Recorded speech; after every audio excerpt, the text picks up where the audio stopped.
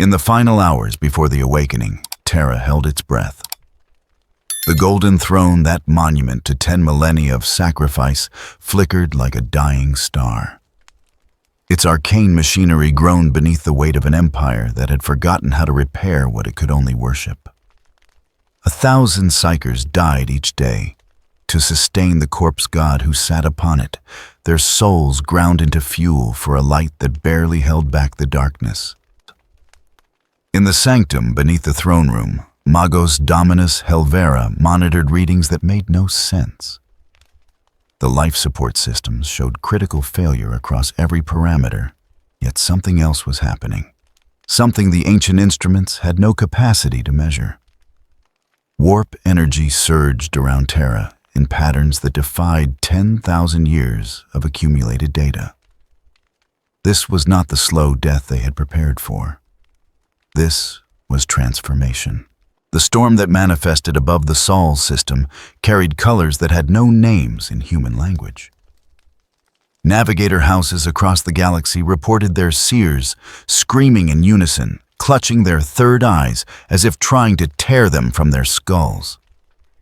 Within the tempest fragments of ancient Terra, broadcasts mixed with the psychic screams of dying psychers. Archaeological data streams, entertainment transmissions, political rhetoric from the age of Terra all swirled together in the Imperium like ingredients in some cosmic synthesis. And at the center of this maelstrom on the golden throne itself, something stirred. The emperor of mankind, that withered husk of divine purpose, had not truly moved in 10 millennia. His consciousness had fragmented across the warp, scattered into 1,000,000 shards of godhood that humanity worshipped without understanding. But the storm brought something new, something old. A psychic echo from Terra's distant past, a voice that had once commanded crowds and cameras with equal facility. A consciousness shaped by spectacle and certainty. The fusion was not gentle. Reality buckled as the Emperor's ancient power merged with something it should never have touched. Memories of golden towers and red ties mingled with visions of galaxy-spanning crusades. Campaign slogans from an extinct civilization echoed through the thoughts of Space Marine chapters. The paradox should have torn the universe apart. Instead, it created something unprecedented. Magos Helvera watched in mounting horror as the golden throne began to glow. Not with the cold light of failing machinery, but with the warm radiance of an advertising holoscreen. The life support systems, which moments ago had shown terminal degradation, suddenly stabilized. More than stabilized. They thrived. The throne was no longer consuming psychers to sustain a dying god. It was broadcasting. What emerged upon the throne was not the corpse god of millennia past, but a figure subtly disturbingly altered. His golden armor gleamed brighter than it had in ages, its plates reshaped as though tailored for spectacle rather than war. The withered features beneath the crown of light seemed rejuvenated, the jawline firm, the expression perpetually confident, the hair an uncanny shade of solar gold that seemed to catch and hold light in ways that defied natural law. To those who looked upon him, there was something undeniably familiar in that confidence, the aura of someone who had once ruled not through divinity alone, but through certainty and performance. He radiated the absolute conviction of one who had never truly doubted anything he said. Across Terra, across the entire Sol system, across light years of warp-touched space, a message rippled outward. It did not arrive through conventional astropathic channels. It needed no navigator to guide it. The message simply appeared in the minds of every human consciousness it touched, warm and confident and utterly, impossibly sure of itself. The words that the galaxy heard were simple. They were magnificent. We are going to make the Imperium great again. The voice carried power beyond mere psychic force. It resonated with something deeper than faith, something more primal, than worship. It spoke to the secret dream that every imperial citizen carried in their hearts and dared not voice. The dream that perhaps somehow the endless war could end, that the sacrifices could stop, that greatness was not something lost forever in the past, but something waiting to be reclaimed through sheer force of belief. On Mars, the Mechanicus priesthood detected the transmission and immediately began theological debate over whether machine spirits could feel confusion in the eye of terror. Chaos. Champions paused in their eternal wars to listen to something that felt like their own rhetoric turned inside out. On distant frontier worlds, Imperial guardsmen looked up from their trenches and wondered if this was madness or miracle. Inquisitor Thalion was the first to reach the throne room. He had served the Emperor for 3 centuries, had hunted heretics across a dozen sectors, had burned entire worlds to preserve the faith. He had never questioned. He had never doubted. But as he stood before the golden throne and beheld what sat upon it, doubt crept into his mind like a toxin. The Emperor was transformed. The withered corpse remained, but something new animated it. Something that gestured with hands that should not move. Something that radiated confidence from a face that had not shown expression in 10,000 years. The golden armor seemed brighter, more ostentatious. The aquila on the throne room walls appeared to glow with a light that resembled neither holy radiance nor warp corruption, but something in between. Something that looked suspiciously like gilded advertising. The Emperor spoke, and his voice filled the chamber with warmth that felt wrong precisely because it felt so right. I have the best plans. Everyone says so. Tremendous plans. Magos Helvera fell to her knees, half in worship and half in systems failure. Her augmented mind tried to process what she was witnessing through theological frameworks that had no capacity for this. Was this the Emperor reborn? Was this possession? Was this evolution or corruption?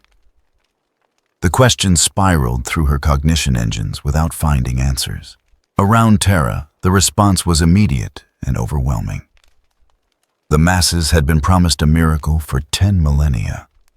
Now they had one, and they embraced it with the desperation of the drowning. Pilgrims by the billions turned their prayers from the corpse god to the returned emperor, from solemn litanies to jubilant chants.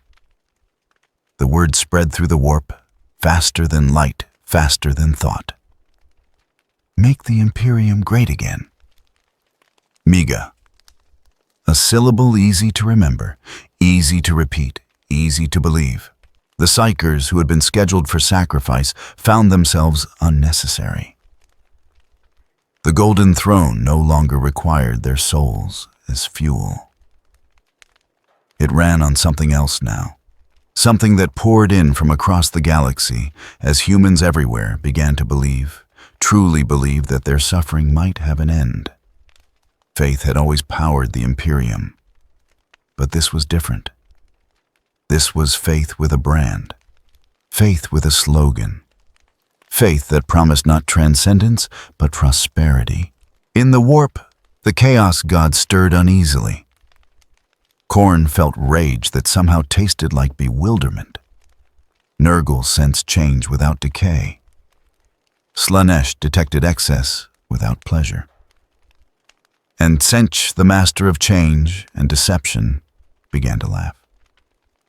A quiet laugh at first, then building to something approaching admiration.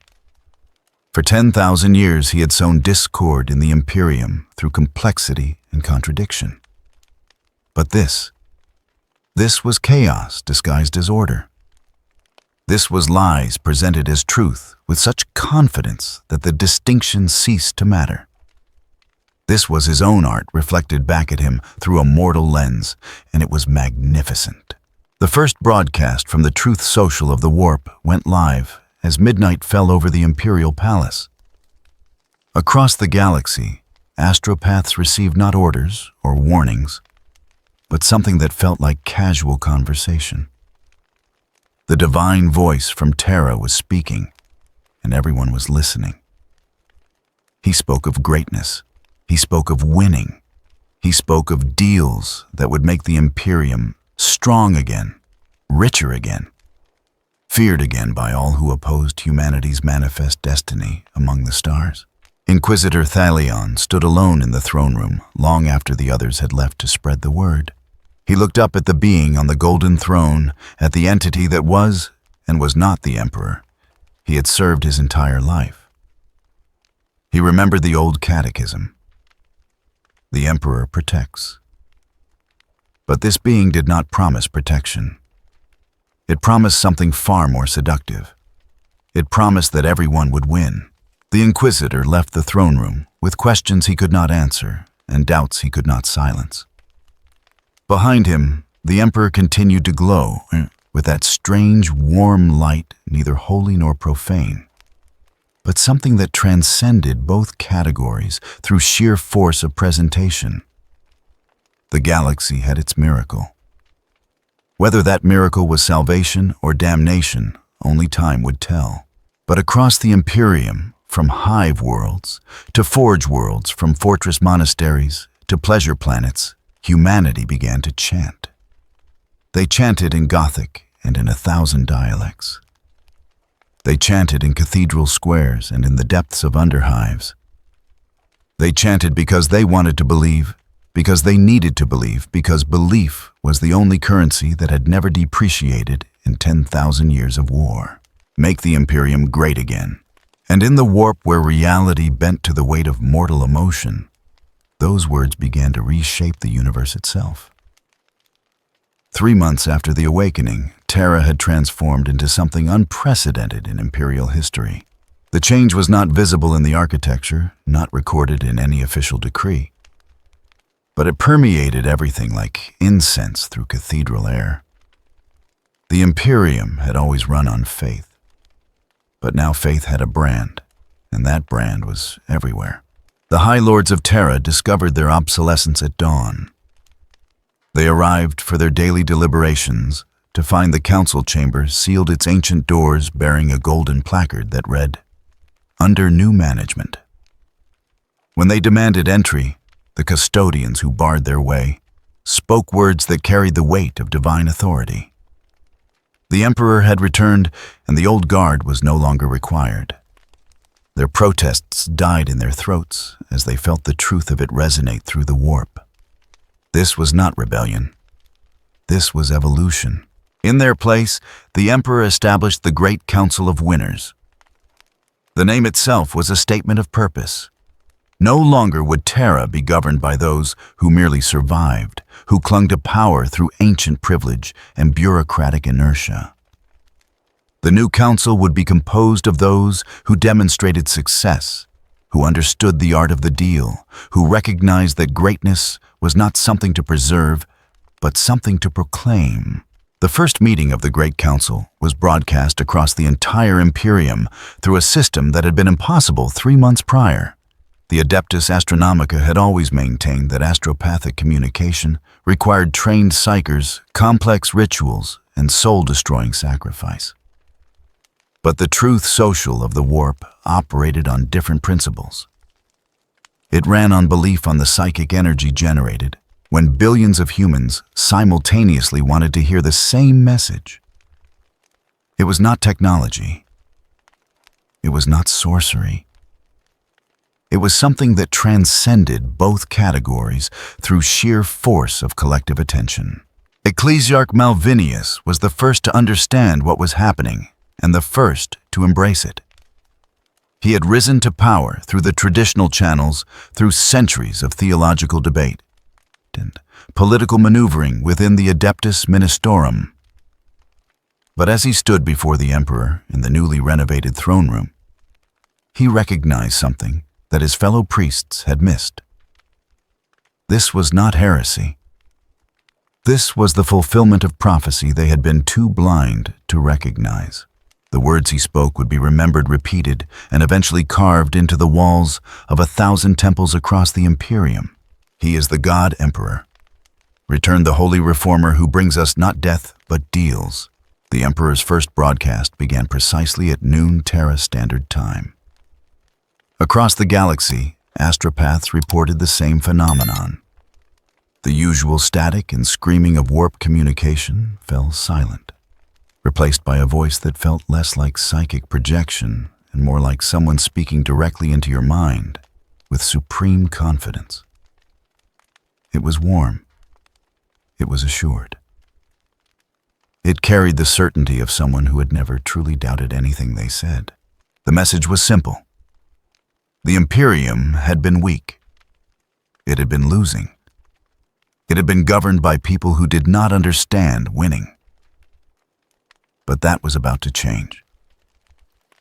The Emperor laid out 10 policies, 10 pillars of a new age that would make the Imperium great again. Not different, not reformed. Great again, as if greatness was something that could be recaptured through force of will and proper messaging. The policies themselves were ambitious to the point of impossibility, which was precisely what made them brilliant. The Great Warp Wall would protect humanity from demonic incursion. The Humanity First Decree would end all treaties with Xenos species. The imperial tax reform would reward successful worlds and punish the lazy. Each policy was announced with the confidence of someone describing achievements rather than aspirations. Adeptus Vox Castor 47K had been a minor functionary in the Departamento Munitorum before the Awakening.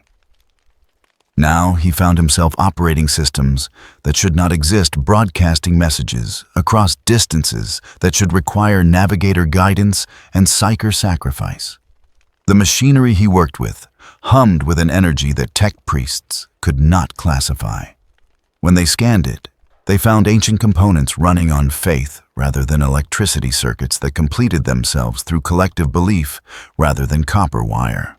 The broadcast reached hive worlds first, cascading down through the atmosphere to impact billions of minds simultaneously.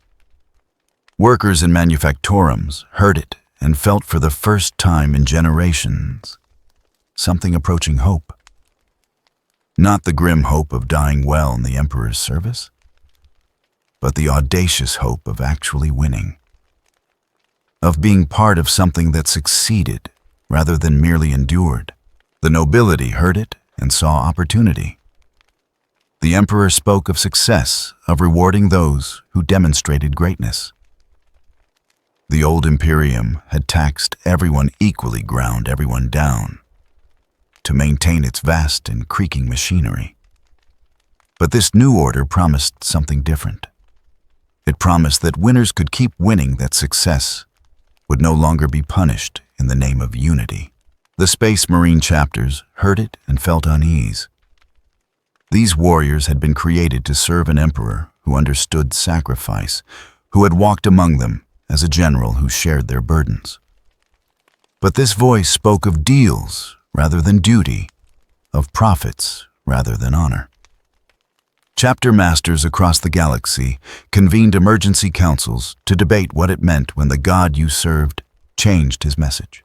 On Mars, the Mechanicus priesthood listened with growing alarm. The Emperor's broadcast included references to simplification, to cutting unnecessary complexity, to making things work through faith rather than understanding. To the tech priests who had spent centuries mastering sacred machine rites, this was not reform. This was annihilation of everything they valued. Archmagos Lector Vars began composing messages to his fellow Magi, coded transmissions that spoke of resistance and preservation of true knowledge. The climax of the broadcast came as the Emperor revealed his final achievement. The Imperial Truth Broadcasting Service, ITBS, would ensure that all citizens of the Imperium received accurate information. No longer would they be subjected to conflicting reports, to doom and gloom from bureaucrats who did not understand proper messaging. From now on, every piece of news would end with the same affirmation. The Emperor is strong. The Imperium is winning. We are great again. The broadcast ended, but its effects rippled outward like waves on an infinite ocean. Across the Imperium, citizens who had spent their entire lives in grinding poverty and endless war felt something they could barely name. It was not quite happiness. It was not quite security.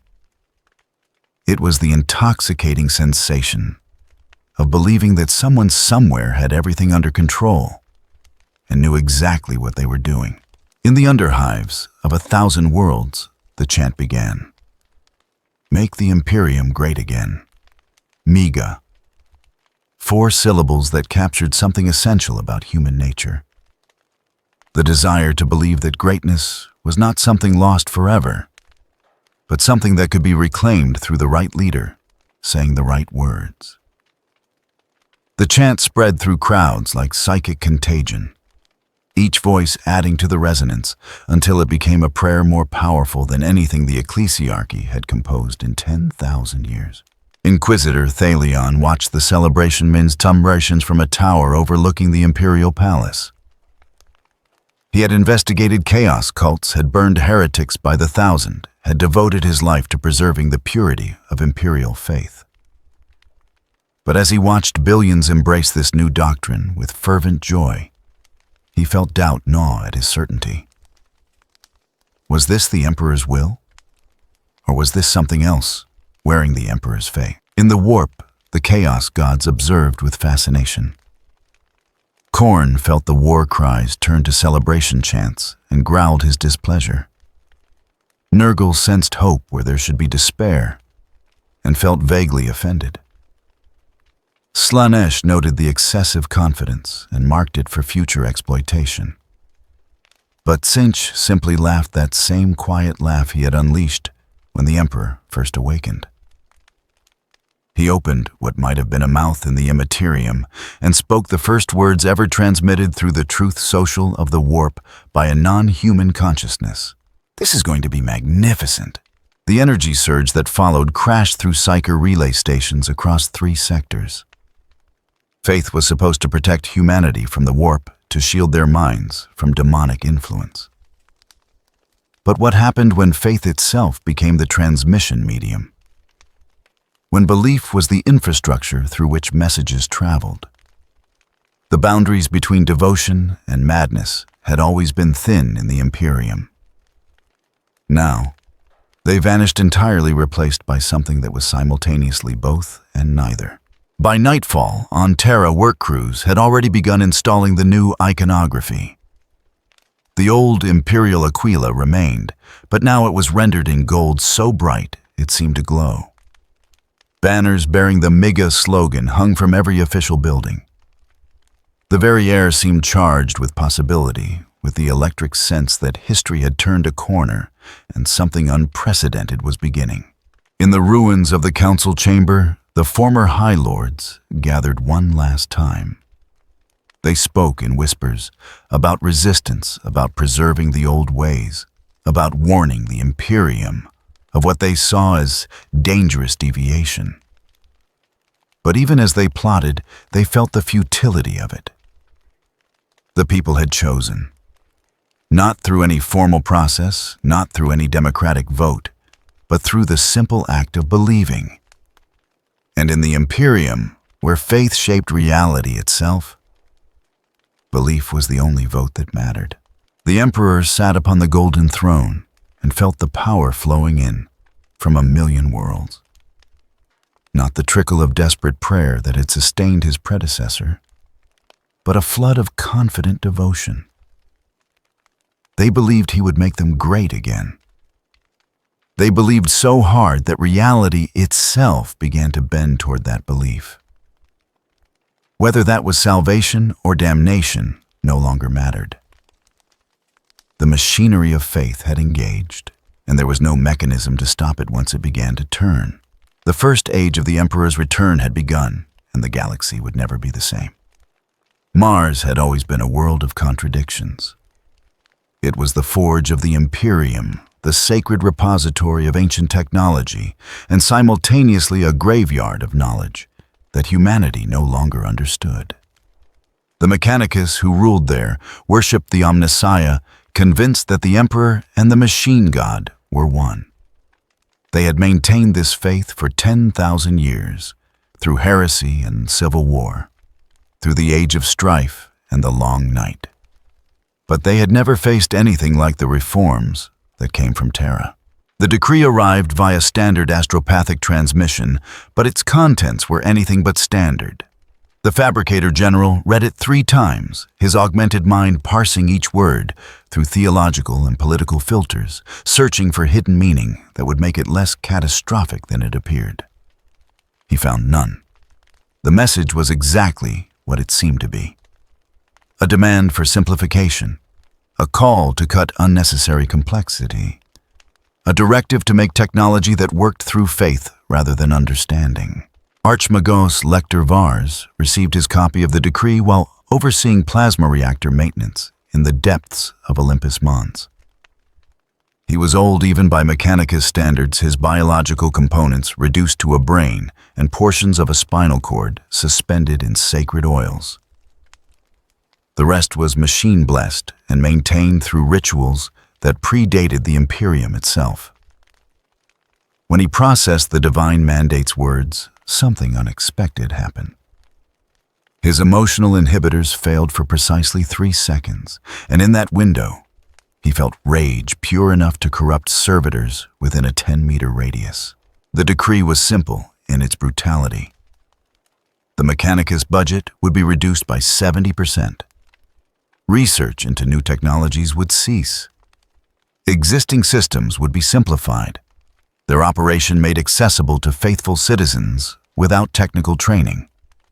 The machine cult Terra declared had become too focused on complexity for its own sake.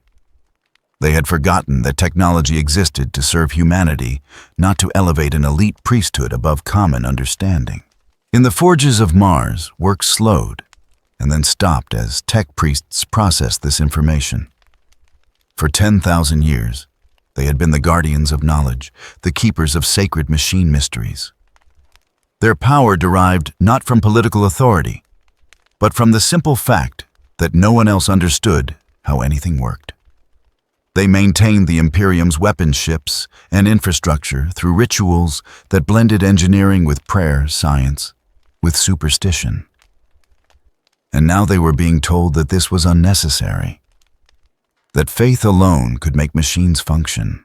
The response began in the lower forges among the junior magi, who had spent centuries learning rituals they would now be forbidden to practice. It spread upward through the hierarchy like corrupted code through a data network. Within a week, Archmagos Vars found himself leading something that had not existed on Mars since the Horus heresy. A resistance movement against Terra itself. They called themselves the Red Cog, after the ancient symbol of the Mechanicus. Their manifesto was distributed through secure tech channels, written in binary count that only the initiated could read. It spoke of preservation of protecting true knowledge against the tide of simplification and faith-based thinking. It warned that abandoning technical understanding would doom humanity to permanent stagnation, trapped in an eternal present with no capacity to adapt or advance. On Terra, the response to Red Cog was swift and brutally effective. The Emperor did not send armies. He sent something far more dangerous. He sent Saint Ivanka of Terra, accompanied by cameras from the Imperial Truth Broadcasting Service. She had been an administratum clerk before the awakening processing tithe reports in a sub-level of the Imperial Palace. But when the Emperor rose, she had been among the first to embrace the new doctrine to preach the gospel of Mega with fervent conviction. Her rise was meteoric. Within weeks, the ecclesiarchy had declared her a living saint, blessed by the Emperor with the gift of conviction. She did not perform miracles in the traditional sense. She simply believed with such absolute certainty that others found themselves believing along with her. Her arrival on Mars was broadcast across the entire Imperium. The shuttle descended through rust-red atmosphere, while billions watched through pict fees and astropathic relays. When she emerged onto the landing platform of the greatest forge complex on Mars, she wore white robes that seemed to glow with their own light. Behind her servo skulls equipped with recording devices captured every moment for immediate transmission. The words she spoke became the rallying cry for the faithful across the Imperium. Faith builds better than knowledge ever could. The Emperor provides not through complexity, but through trust. The tech priests who confronted her on the landing platform found themselves at a disadvantage they had never anticipated. They brought technical arguments, data proving the necessity of their expertise. She brought absolute certainty and a broadcast audience of trillions. When she gestured to a malfunctioning plasma conduit and prayed for its restoration, it began functioning. Not through any technical intervention, but through sheer collective belief channeled through the warp. Inquisitor Thaleon watched the confrontation from orbit, his ship maintaining position over Olympus Mons. He had been assigned to observe the situation to ensure that no actual heresy took root amid the political conflict. But as he watched the saint work her miracles of faith, he felt his unease deepen. This was not chaos corruption. This was something that the Imperium had no framework to categorize. Reality was responding to belief in ways that bypassed both technology and traditional sorcery. The conflict escalated rapidly. Archmagos Vars led the Red Cog in acts of sabotage, disabling systems that the faithful claimed could run on prayer alone. When those systems failed, killing thousands in manufacturing accidents and reactor breaches, ITBS broadcasts blamed the failures on insufficient faith rather than technical sabotage. The narrative was perfect and unfalsifiable. Any failure could be attributed to lack of belief, which meant the solution was always more faith, never more knowledge. The battle for Mars became a war of symbols fought through competing broadcasts. The Red Cog showed footage of failed systems of machinery that required understanding to function safely. Saint Ivanka countered with demonstrations of faith-powered repairs of tech priests converting to the new doctrine and finding their machines worked better than ever before. The truth was irrelevant. What mattered was which story felt more compelling, which narrative aligned better with what people wanted to believe. The climax came when Vars himself confronted Saint Ivanka in the chamber of the Fabricator General. The meeting was broadcast live across the Imperium, watched by more humans simultaneously than any event since the Horus Heresy. Vars brought 10,000 years of accumulated knowledge, technical specifications for every system that kept the Imperium functioning. Ivanka brought certainty and the backing of trillions who wanted to believe that faith alone was sufficient. The debate lasted 3 hours. Vars spoke in precise technical language, explaining why simplification would lead to civilizational collapse. Ivanka responded with simple declarations of faith, each one resonating through the warp as billions of viewers believed along with her. By the end, even Vars's own subordinates were wavering, seduced by the promise that their decades of technical training could be replaced with something simpler, something that felt like purpose, rather than endless maintenance of systems they barely understood. When Vars finally conceded, broken not by argument, but by the weight of collective belief pressing against his consciousness through the warp, the celebration was immediate. ITBS declared total victory for the forces of faith. Across the Imperium Forge, worlds began dismantling their most complex systems, replacing technical expertise with prayer circles and faith-based maintenance protocols. The consequences were immediate and catastrophic in ways that would not become apparent for years. Weapons that required precision calibration began misfiring. Warp drives that needed careful tuning started experiencing random failures. But each failure was attributed to insufficient faith rather than lack of technical knowledge, which meant the solution was always the same. Pray harder. Believe more deeply. Trust that the Emperor would provide. In the depths of space, Ancient Necron tomb ships detected the changes rippling through the Imperium.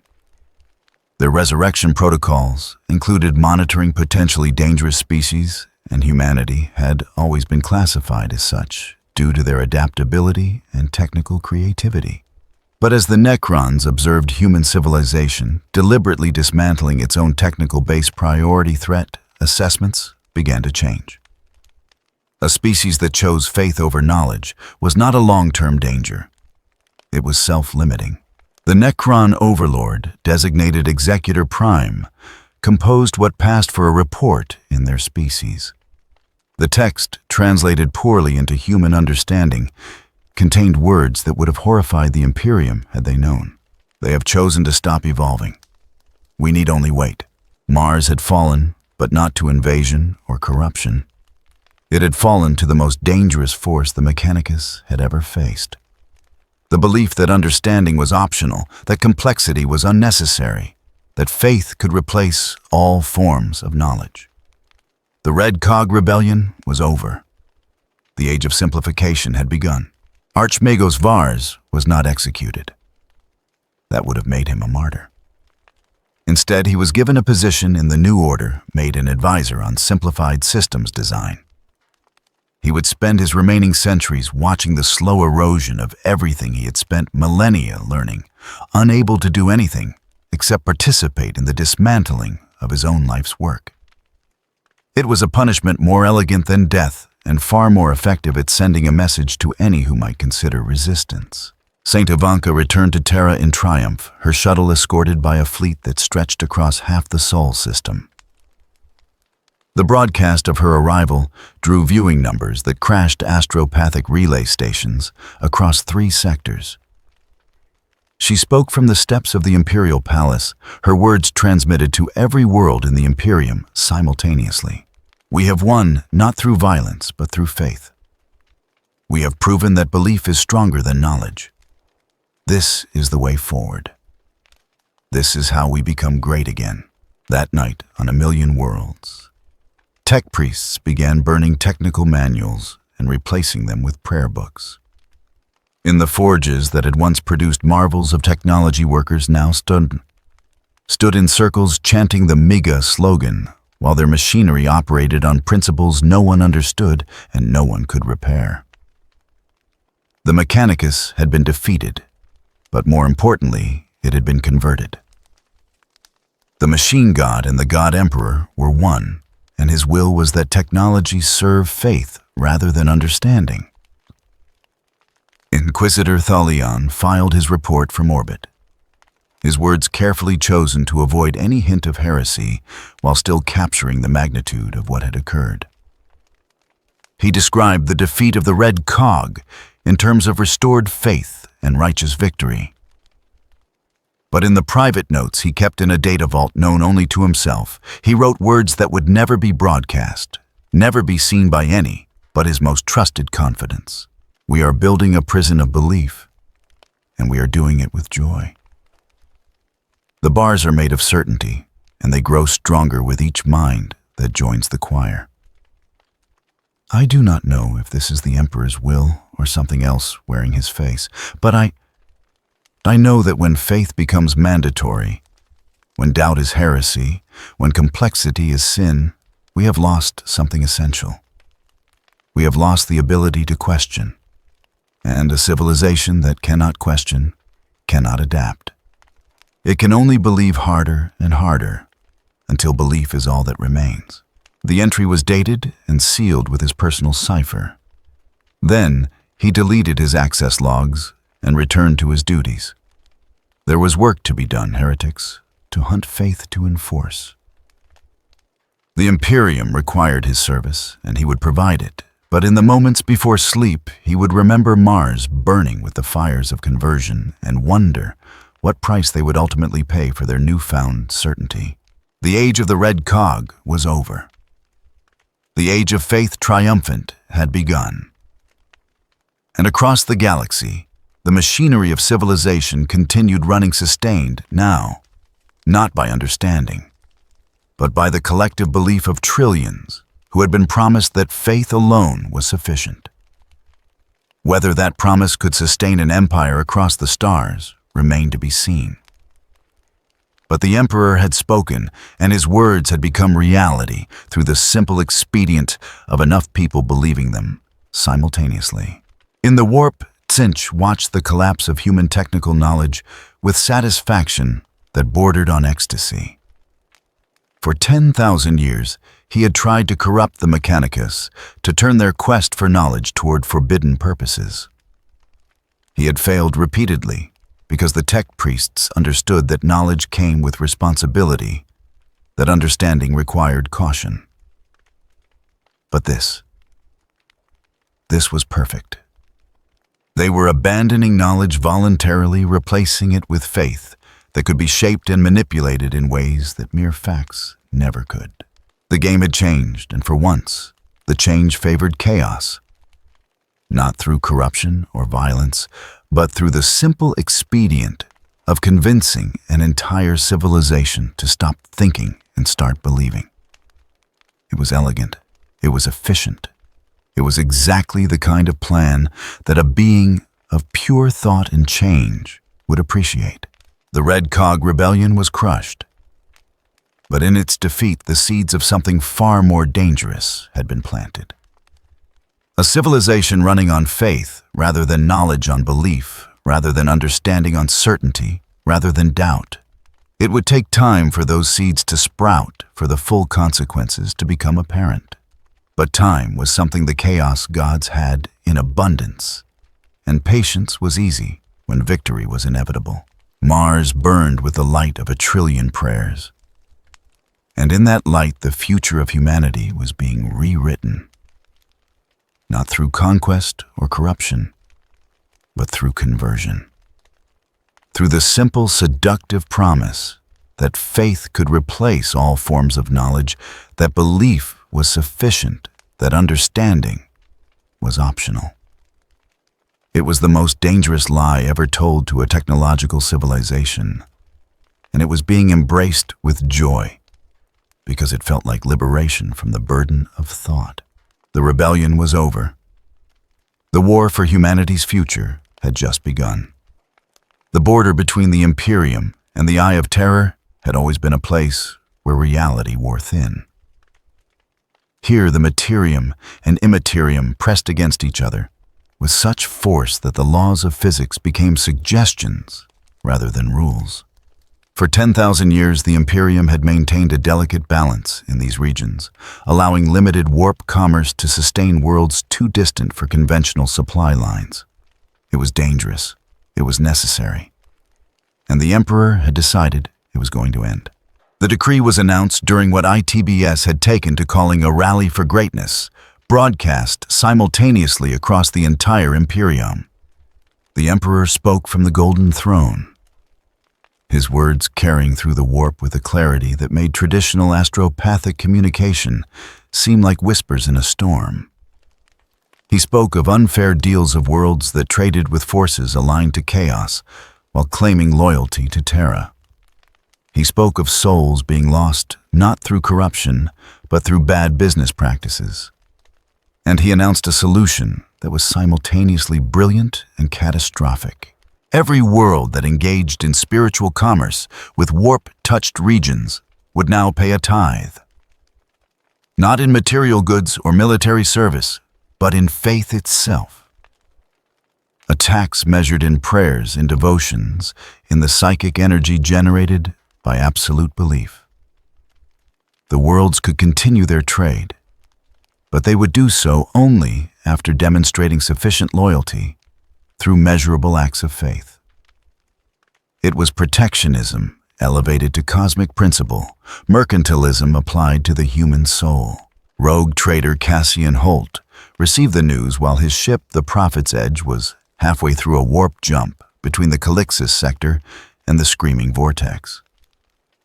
He was a practical man who had built his fortune on understanding the gray areas of imperial law, on knowing which rules could be bent and which authorities could be negotiated with.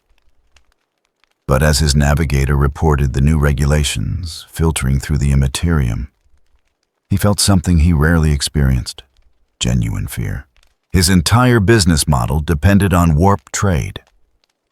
He moved goods between Imperial worlds and the Twilight Zones, where chaos influence made conventional shipping impossible. He dealt with merchants whose loyalty was questionable but whose goods were necessary. Food for worlds that could not feed themselves. Medicine for plagues that imperial authorities refused to acknowledge. Weapons for wars that official records claimed had already been won. His trade saved lives, but it existed in legal and moral gray zones that the new doctrine turned into explicit heresy. The first effect of the soul tithe was immediate and obvious. Warp routes that had been stable for centuries began fluctuating wildly. The new tax required each world to generate measurable faith energy before accessing warp transit, which meant every prayer, every devotion, every moment of belief was now being monitored and quantified by systems that had been impossible 6 months prior. The bureaucracy of faith had become literal, with Adeptus administrators measuring soul output the way they once measured agricultural yields. But something stranger was happening in the warp itself. The prayers that powered the soul tithe did not simply disappear into the Golden Throne's maintenance systems. They accumulated, building up in the Imperium like water behind a dam. And when they reached critical mass, they began manifesting as something unprecedented. Advertisements. Mega slogans appearing as psychic phenomena visible to navigators as they plotted courses through the warp. Devotional messages replacing the usual chaos and madness with something far more disturbing. Order, purpose, messaging. Tzench watched this development with the closest thing to delight that an entity of pure thought could experience. For 10,000 years, the warp had been a realm of chaos, impossible to predict or control. But the Emperor was doing something remarkable. He was turning the Imperium into a broadcast medium, transforming the realm of pure possibility into a platform for structured messaging. It was chaos given form through sheer force of repetition. It was madness made coherent through universal belief. The architect of fate initiated what he called the Vox Storm. Not an attack in any traditional sense, but an amplification of the phenomenon the Emperor had created. If the Imperium wanted to fill the warp with messages, Tzench would help.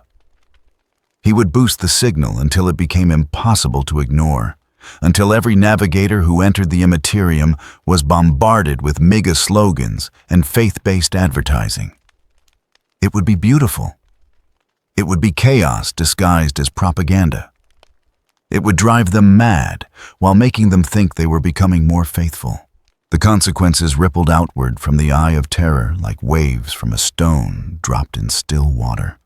Worlds on the frontier reported navigator guilds going insane, their third eyes burning out from exposure to the psychic advertising that now filled the warp.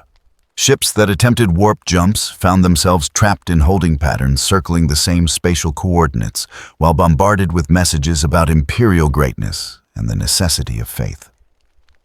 Some emerged days later with crews converted to fanatical devotion. Others were never seen again. Cassian Holt's ship was caught in one such storm 3 weeks after the soul tithe went into effect. His navigator, a woman who had guided them through the most treacherous warp routes in the galaxy, began screaming in colors that human vocal cords should not have been able to produce. When Holt reached the navigation chamber, he found her painting mega slogans on the walls with her own blood, her third eye weeping golden tears that burned through the deck plates. The message she conveyed in the moments before they had to sedate her was simple and terrifying. The warp was no longer navigable in any traditional sense. The currents that navigators had relied on for 10,000 years were being replaced by something else. Paths of pure faith routes that could only be traveled by those who believed absolutely in the Emperor's vision. Doubt was no longer a character flaw. It was a navigation hazard. On distant worlds that relied on warp commerce for survival, the reality of the soul tithe became apparent. Food shipments stopped arriving. Medicine that had sustained billions disappeared. The Imperium's response, broadcast through ITBS, was to declare these worlds insufficiently faithful. If they starved, it was because they had not prayed hard enough. If they suffered, it was because they doubted the Emperor's plan. The logic was perfect and completely insane. The broadcast that night featured the Emperor's own words, transmitted with such psychic force that even non-psychers could feel them resonating in their bones. We're winning in ways you can't even imagine. The economy is tremendous. Anyone who says otherwise is spreading fake news. Across the Imperium, people watched their worlds collapse into famine and isolation, while being told they had never been more prosperous. Reality and messaging had diverged so completely that they no longer occupied the same conceptual space. And because the messages came with the psychic weight of collective belief behind them, many found it easier to believe the broadcasts than to trust their own starvation. The crisis reached its peak when the warp routes to Cadia, that ancient fortress world that had stood against chaos for 10,000 years, began to collapse. Cadia's survival had always depended on regular resupply from the wider Imperium, on reinforcements that arrived through carefully maintained warp lanes. But the soul tithe had disrupted those lanes beyond recognition. Ships that attempted to reach Cadia found themselves lost in warp storms, filled with advertising their navigators unable to distinguish between genuine stellar phenomena and psychic marketing. The Cadian High Command sent desperate messages to Terra, pleading for exemption from the soul tithe for some acknowledgement that their strategic importance superseded the new economic policies. The response came not from the administratum, but from ITBS, broadcast across all channels with the weight of divine decree. Cadia had stood for 10,000 years through faith and sacrifice. If they could not adapt to new requirements, perhaps they were not as faithful as history suggested. The implication was clear and horrifying. Cadia, the world that had held the line against chaos since the Horus heresy, was being abandoned not through military necessity, but through bureaucratic doctrine. The fortress that had never fallen was being allowed to collapse because it could not pay a tax measured in prayer intensity. Rogue traitor. Holt watched the broadcasts from his crippled ship, stranded in a pocket of stable space between warp currents that had become too dangerous to navigate. Around him, his crew debated whether to attempt the journey to Cadia with medicine they knew the world desperately needed, or to abandon the mission and try to reach an imperial world where their cargo might actually arrive. It was a choice between probable death and certain futility, and he found himself unable to make it. In his moment of paralysis, something unprecedented happened. His navigator, still recovering from her exposure to the Vox storm, began speaking in a voice that was not entirely her own. The words came through channels that bypassed conscious thought, transmitted through the warp by something that had been observing the situation with growing fascination. Zench spoke through her. His words a gift and a curse wrapped in prophetic certainty. Go to Cadia. Deliver your cargo. It will not save them, but it will change everything. This is not mercy. This is art.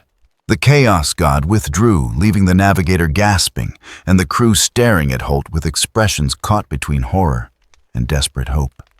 He made his decision in the space between heartbeats. They would go to Cadia.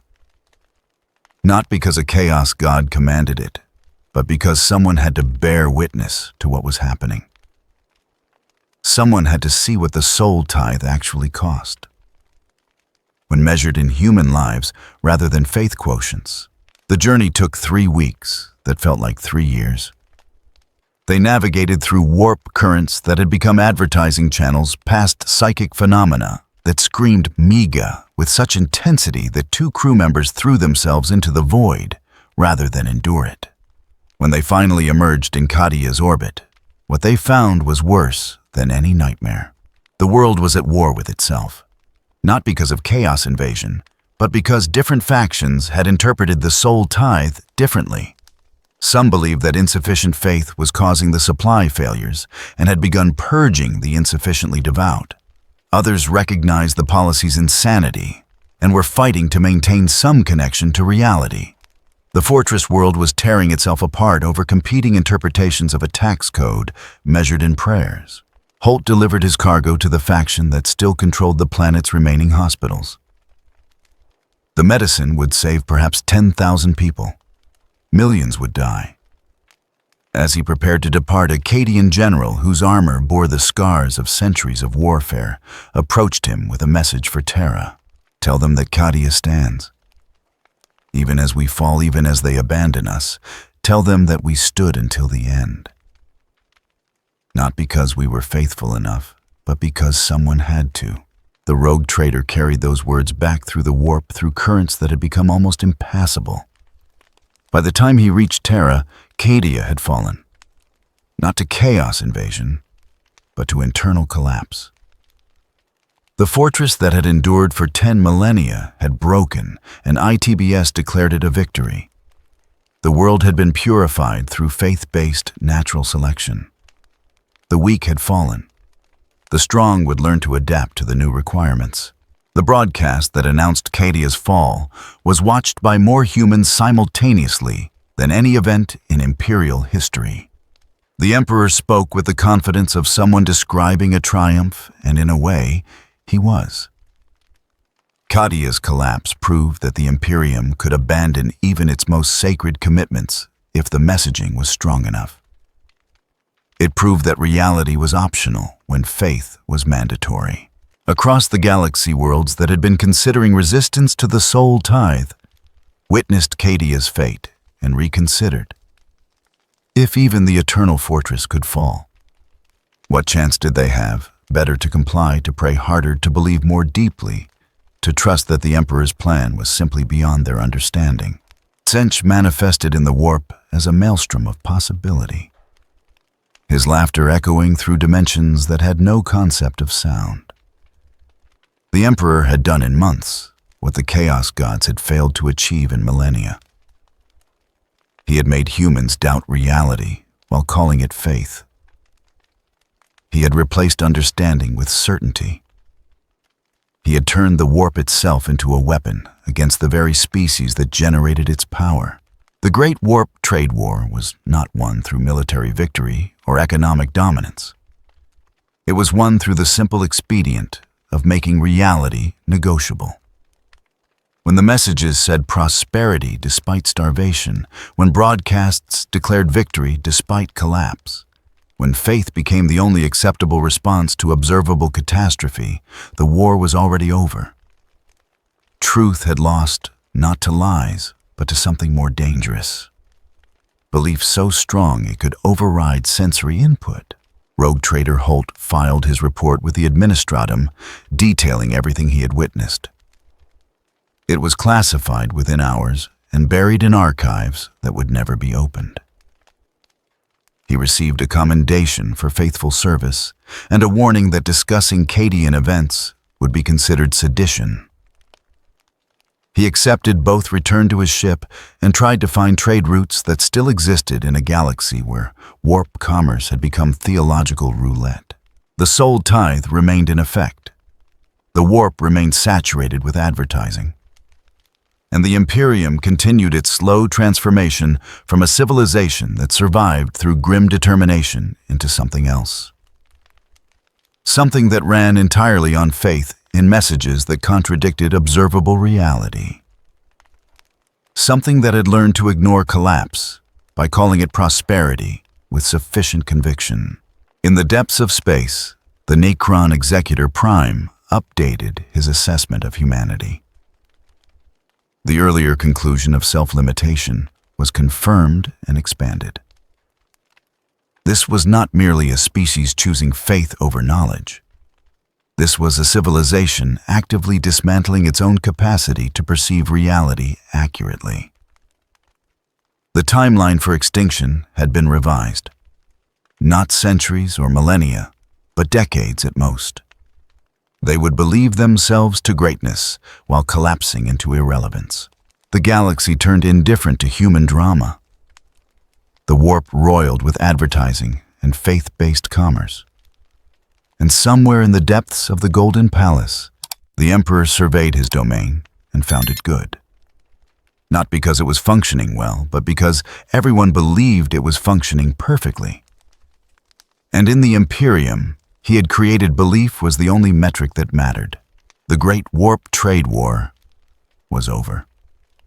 Reality had lost. Faith had won.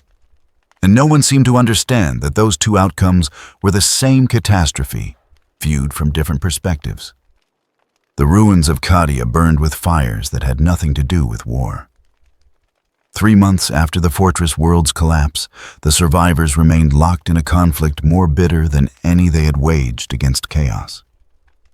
It was not a battle over territory or resources. It was a war over interpretation, over whose faith had been true, over who deserved to be blamed for the fall of a world that had stood for 10,000 years. Lord Militant Kravos commanded what remained of the Loyalist forces. He was a career officer who had served on Cadia for 6 decades, who had held the Kasarkin gates against 3 Black Crusades who wore scars from battles whose names had been lost to history. To him, the fortress world's fall was proof of insufficient devotion. The soul tithe had been a test, and Cadia had failed. Those who had questioned the Emperor's wisdom, who had pleaded for exemption from the new requirements, they were the ones responsible. They were the heretics who had brought down the eternal fortress through their doubt. Governor Thera Jex led the opposition from the ruins of what had once been the planetary capital. She had been an administrator before the collapse, managing supply chains and population distributions with the quiet competence that kept worlds functioning. She had watched the soul tithe strangle her world, had seen food shipments stop arriving, while ITBS broadcasts declared economic prosperity. She had tried to negotiate to explain that faith alone could not feed billions or maintain void shields. And she had been branded insufficiently devout for her pragmatism.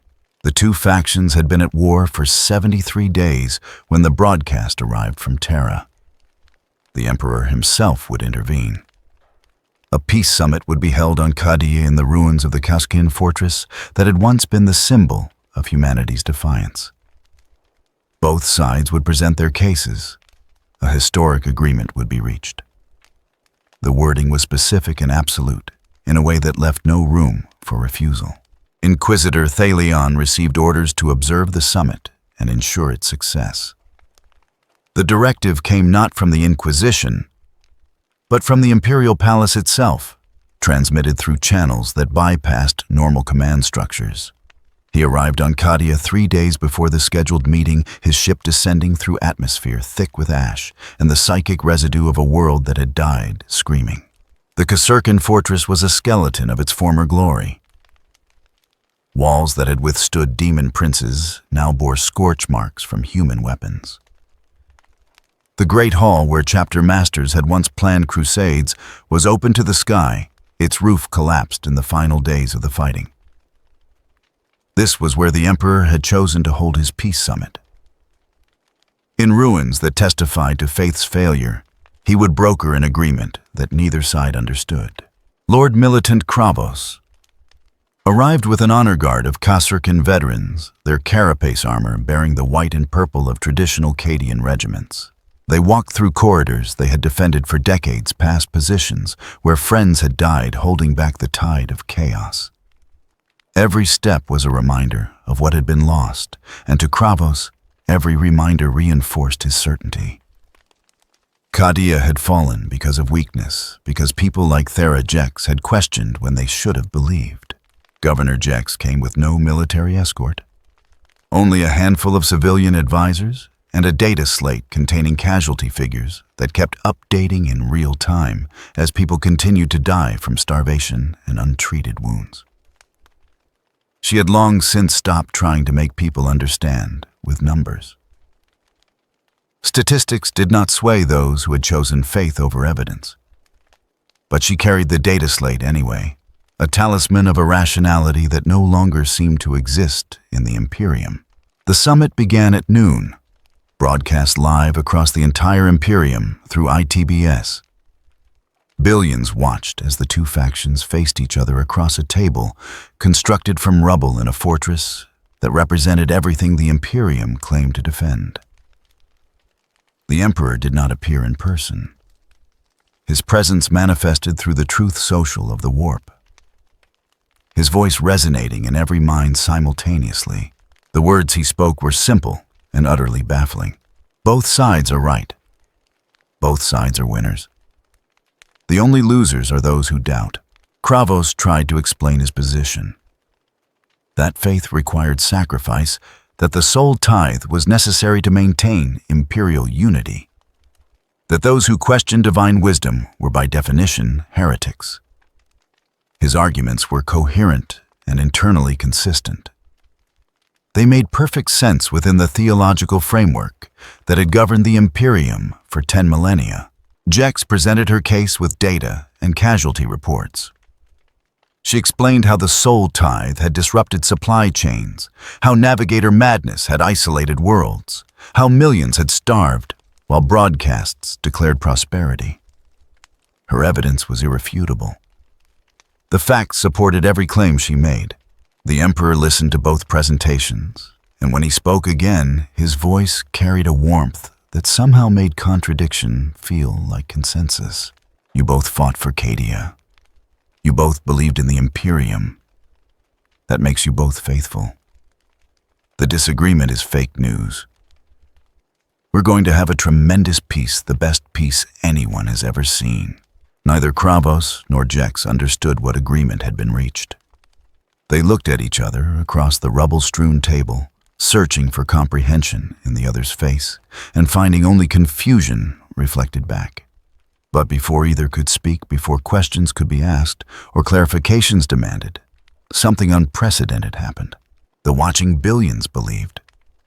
Not because they understood the agreement, but because the Emperor had declared it successful. Because ITBS cameras captured the moment and broadcast it as historic reconciliation. Because across the Imperium, humans desperately wanted to believe that the madness had a purpose, that the suffering served a plan, that there was sense to be found in the chaos. And in the warp where reality responded to collective belief with the plasticity of dreams, something shifted. The fighting on Cadia did not stop because either side surrendered. It stopped because enough people believed it had stopped. Soldiers who had been locked in combat moments before found themselves lowering weapons not through conscious choice, but through the weight of collective conviction pressing against their consciousness through the immaterium. Inquisitor Thalion watched this unfold from his observation post and felt ice crystallize in his blood. This was not negotiation. This was not diplomacy. This was reality being rewritten through sheer force of belief channeled through the warp. The Emperor had not solved the conflict. He had declared it solved, and the galaxy had believed him with such intensity that truth bent to accommodate the declaration. The broadcast that followed the summit was watched by more humans than any previous transmission. The Emperor spoke of the Cadian miracle, of how faith had triumphed over division, of how belief had literally reshaped reality to achieve peace. He spoke with the confidence of someone describing observable fact. And because he spoke with such certainty, the billions watching found themselves unable to doubt. ITBS cameras showed Cadian soldiers embracing former enemies, reconciling in the ruins of their fortress world. The footage was genuine. The reconciliation was real.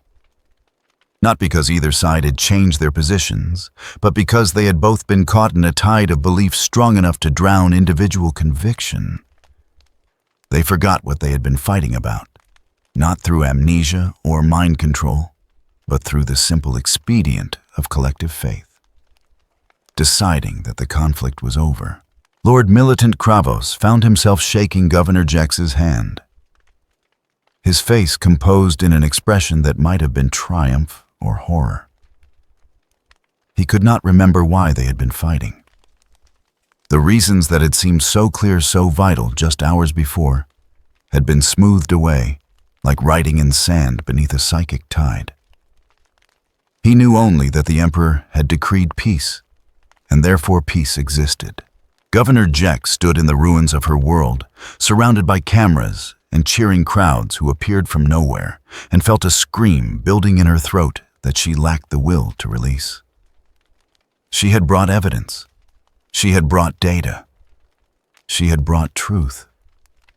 And it had all been rendered meaningless by a declaration that both sides had won. The numbers on her data slate still showed millions dead from starvation.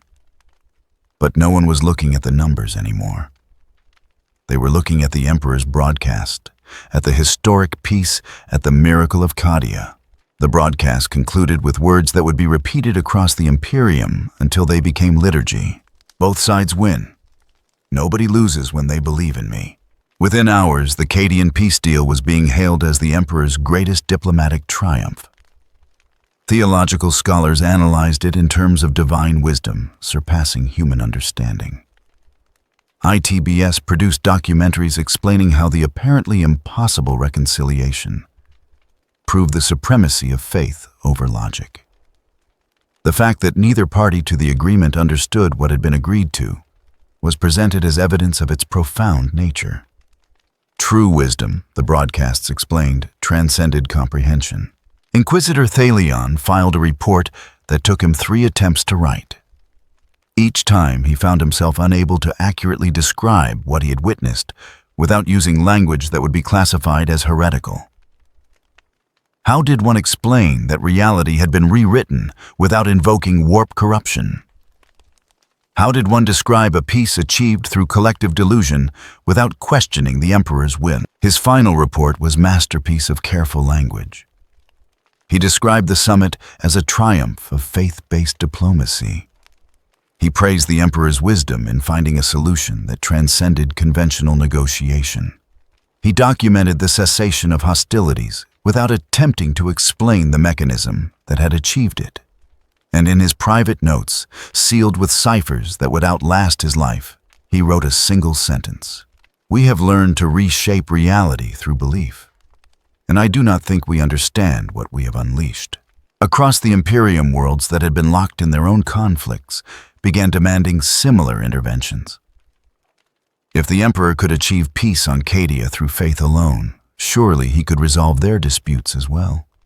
The requests flooded into Terra by the thousands, each one asking for a miracle, each one assuming that declaration was sufficient to change reality. And in many cases, it was.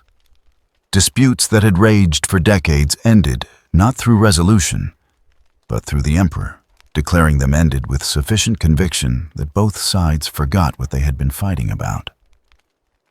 The Imperium was learning a dangerous lesson. That truth was optional when faith was mandatory. That reality could be negotiated if enough people believed the negotiation had succeeded. The Chaos Gods observed this development with reactions that ranged from rage to fascination. Khorne found the absence of honest combat disgusting. Nurgle appreciated the decay of logical thought, but missed the despair that usually accompanied it. Slaanesh noted the excessive certainty with interest. And Tzeentch laughed, because he alone understood the full implications of what was happening. The Imperium had discovered a weapon more powerful than any they had wielded before. Not a material weapon, but a metaphysical one. The ability to declare victory and have reality conform to the declaration through sheer force of collective belief. It was chaos disguised as order. It was madness presented as wisdom. And it was spreading. On Cadia, the survivors went about the work of reconstruction building over ruins they could not quite remember creating. The factions that had been at war days before worked side by side, their hatred smoothed away like footprints in rising tide. They knew the Emperor had granted them peace, and that knowledge was sufficient. The why and how were irrelevant details that faith had rendered unnecessary. The fortress world would rise again, not through understanding, but through belief. And across the galaxy, a billion worlds watched and learned the lesson. That reality was negotiable. That truth was optional. That faith, channeled through the warp with sufficient intensity, could reshape the Imperium itself. The Cadian peace deal entered Imperial canon as a miracle proof of the Emperor's divine wisdom and the supremacy of faith over all other considerations.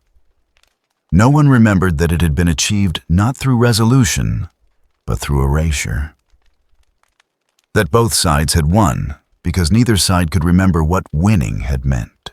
The ruins of Kasurkan Fortress stood as monument to this new era. Not a monument to victory or defeat, but to the power of collective belief to rewrite history while it was still happening.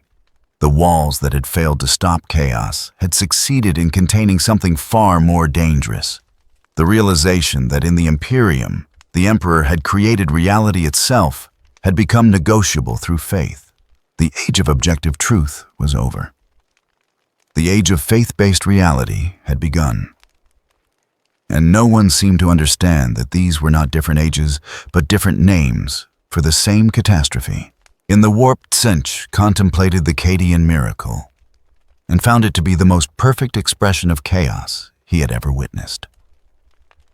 Order so absolute it became indistinguishable from madness. Faith so strong it could override material reality. Certainty so complete it erased the need for truth. The Emperor had not negotiated peace.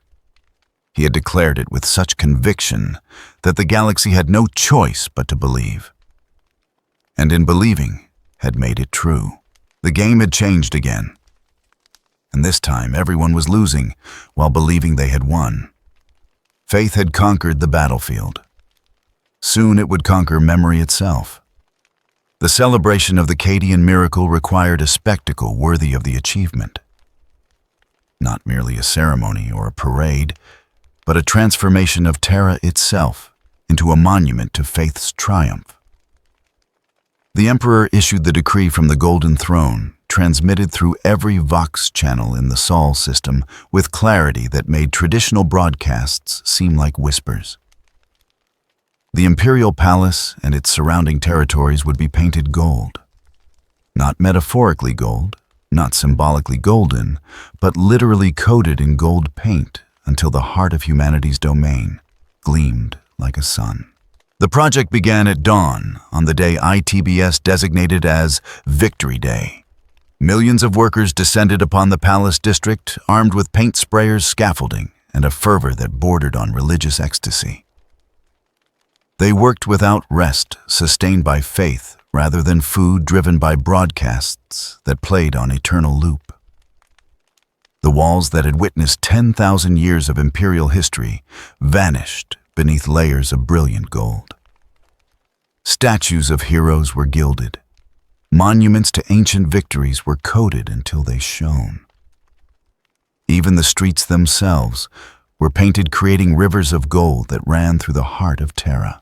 Cardinal Vashti watched the transformation from a tower window and felt his faith crystallize into something beyond devotion.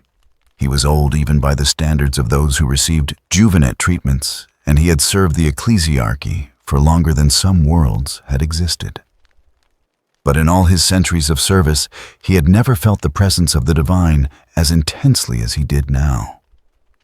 The Emperor had not merely returned. He had transcended. And Vashti understood with the clarity of revelation that this was not restoration, but evolution. The words he spoke would be remembered as the purest expression of the new faith. He is not the Emperor who was. He is the Emperor who will be. The God made manifest not in suffering, but in glory. The Golden Parade began at noon Terra Standard Time. Every soldier who could be spared from active duty marched through streets that reflected sunlight like mirrors. Every Space Marine chapter sent representatives, their ancient armor polished to gleaming perfection. Every imperial institution paraded its symbols and banners before cameras that broadcast to a billion worlds. It was magnificent. It was excessive. It was exactly the kind of display that the old Imperium would have considered wasteful, and the New Order celebrated as necessary. But across the galaxy, in places where the Emperor's light supposedly did not reach, something unexpected was happening. The orcs of the Sharadan sector had been waging their usual wars, fighting for the pure joy of combat, when forward scouts reported something that broke through even their limited capacity for strategic thinking. Images from captured Imperial broadcasts showed Terra transformed into a golden paradise. And the orcs, whose entire psychology revolved around belief shaping reality, saw divinity in that gold. Warlord Glitzgob was the first to understand. He was larger than most orcs, his hide scarred from 1,000 battles, his mind unusually cunning by greenskin standards. When he saw the broadcasts from Terra, when he witnessed the Golden Parade in all its ostentatious glory, something clicked in his primitive but surprisingly effective cognition. This was not merely decoration. This was power. This was what it meant to be a proper boss. The biggest, the shiniest, the most impossible to ignore. The orc wag that had been tearing through Imperial space ground to an unexpected halt. Glitzgob's orders were simple and profound in their implications. Stop fighting. Start painting. If gold meant power, then they would have gold too. The greenskins descended upon their own settlements, with paint scavenged from 100 looted worlds. Their crude fortresses were covered in gold and yellow and anything that remotely resembled the color of power. Their weapons were gilded. Their vehicles were coated until they could barely function under the weight of decoration. It was by any objective measure completely insane. But orc belief worked on different principles than human faith. Where humans believed and hoped reality would change, orcs believed in. Reality had no choice but to obey. The Golden Orc settlements began to function better than they had before. Not through any physical improvement, but through the psychic weight of collective greenskin conviction that gold meant power and power meant function. Imperial observers reported the phenomenon with mounting bewilderment. The orcs were not attacking. They were decorating. Entire sectors that had been war zones weeks before were now bizarre displays of alien aesthetics, all of it mimicking Terra's golden transformation. Some strategic analysts suggested it was a trap. Others proposed it was a new form of psychological warfare. None of them wanted to acknowledge the simpler explanation: that the orcs had witnessed the Emperor's display of power and decided to emulate it. On Terra, the Golden Parade continued for 3 days. It became a celebration that consumed itself, growing larger with each passing hour as more citizens joined the procession. Work stopped across entire hive cities as people flooded into the streets to witness the spectacle, or better yet, become part of it. Food distribution ceased. Medical services shut down. None of it mattered, because everyone was too caught up in the glory to notice hunger or suffering. But in Jerusalem, Hive, a city holy to 3 ancient faiths that predated even the Imperium, the celebrations took a darker turn. Cardinal Vashti had declared the Emperor to be not merely returned, but transcended, elevated beyond the suffering god of old into a deity of glory and gold. His sermons attracted millions of followers who embraced this new theology with fanatical devotion. They painted themselves gold. They painted their temples gold. They painted everything they could reach until the entire hive gleamed with zealous excess. Not everyone accepted this transformation. The old faith, the grim devotion to a suffering God who sacrificed himself daily for humanity's survival, still held sway among many. They saw the golden excess not as divinity, but as heresy. The emperor they served had been a being of sacrifice and duty, not spectacle and showmanship. These faithful organized themselves under the leadership of rival clergy, who preached return to traditional devotion. The conflict began with theological debates broadcast through local Vox networks. But theology has a way of becoming violence when faith is absolute and compromise is heresy. Within days, Jerusalem Hive was at war with itself. Not because of chaos, corruption, or Xenos influence, but because two factions of the faithful could not agree on the proper way to worship.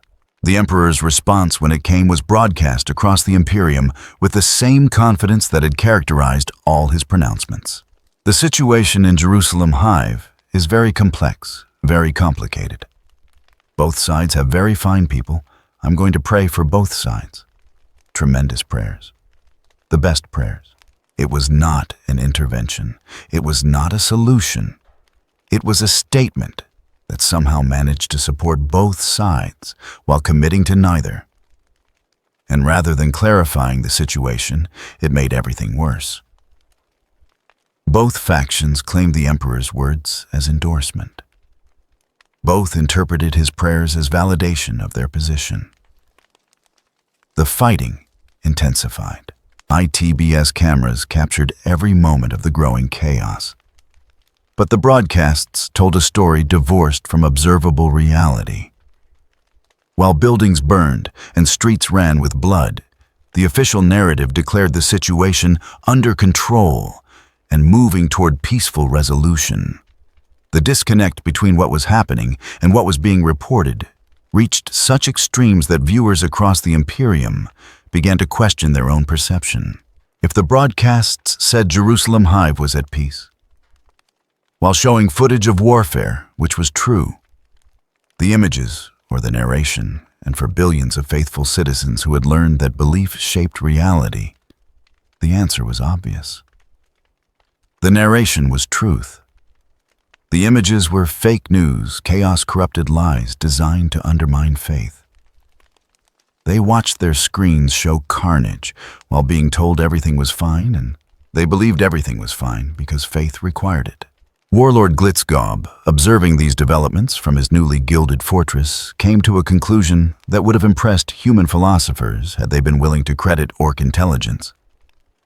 The Emperor was teaching a lesson about power. That victory did not require actually winning, only declaring victory with sufficient conviction. That reality was optional when belief was mandatory. The orc began to understand human civilization in ways that humans no longer understood themselves.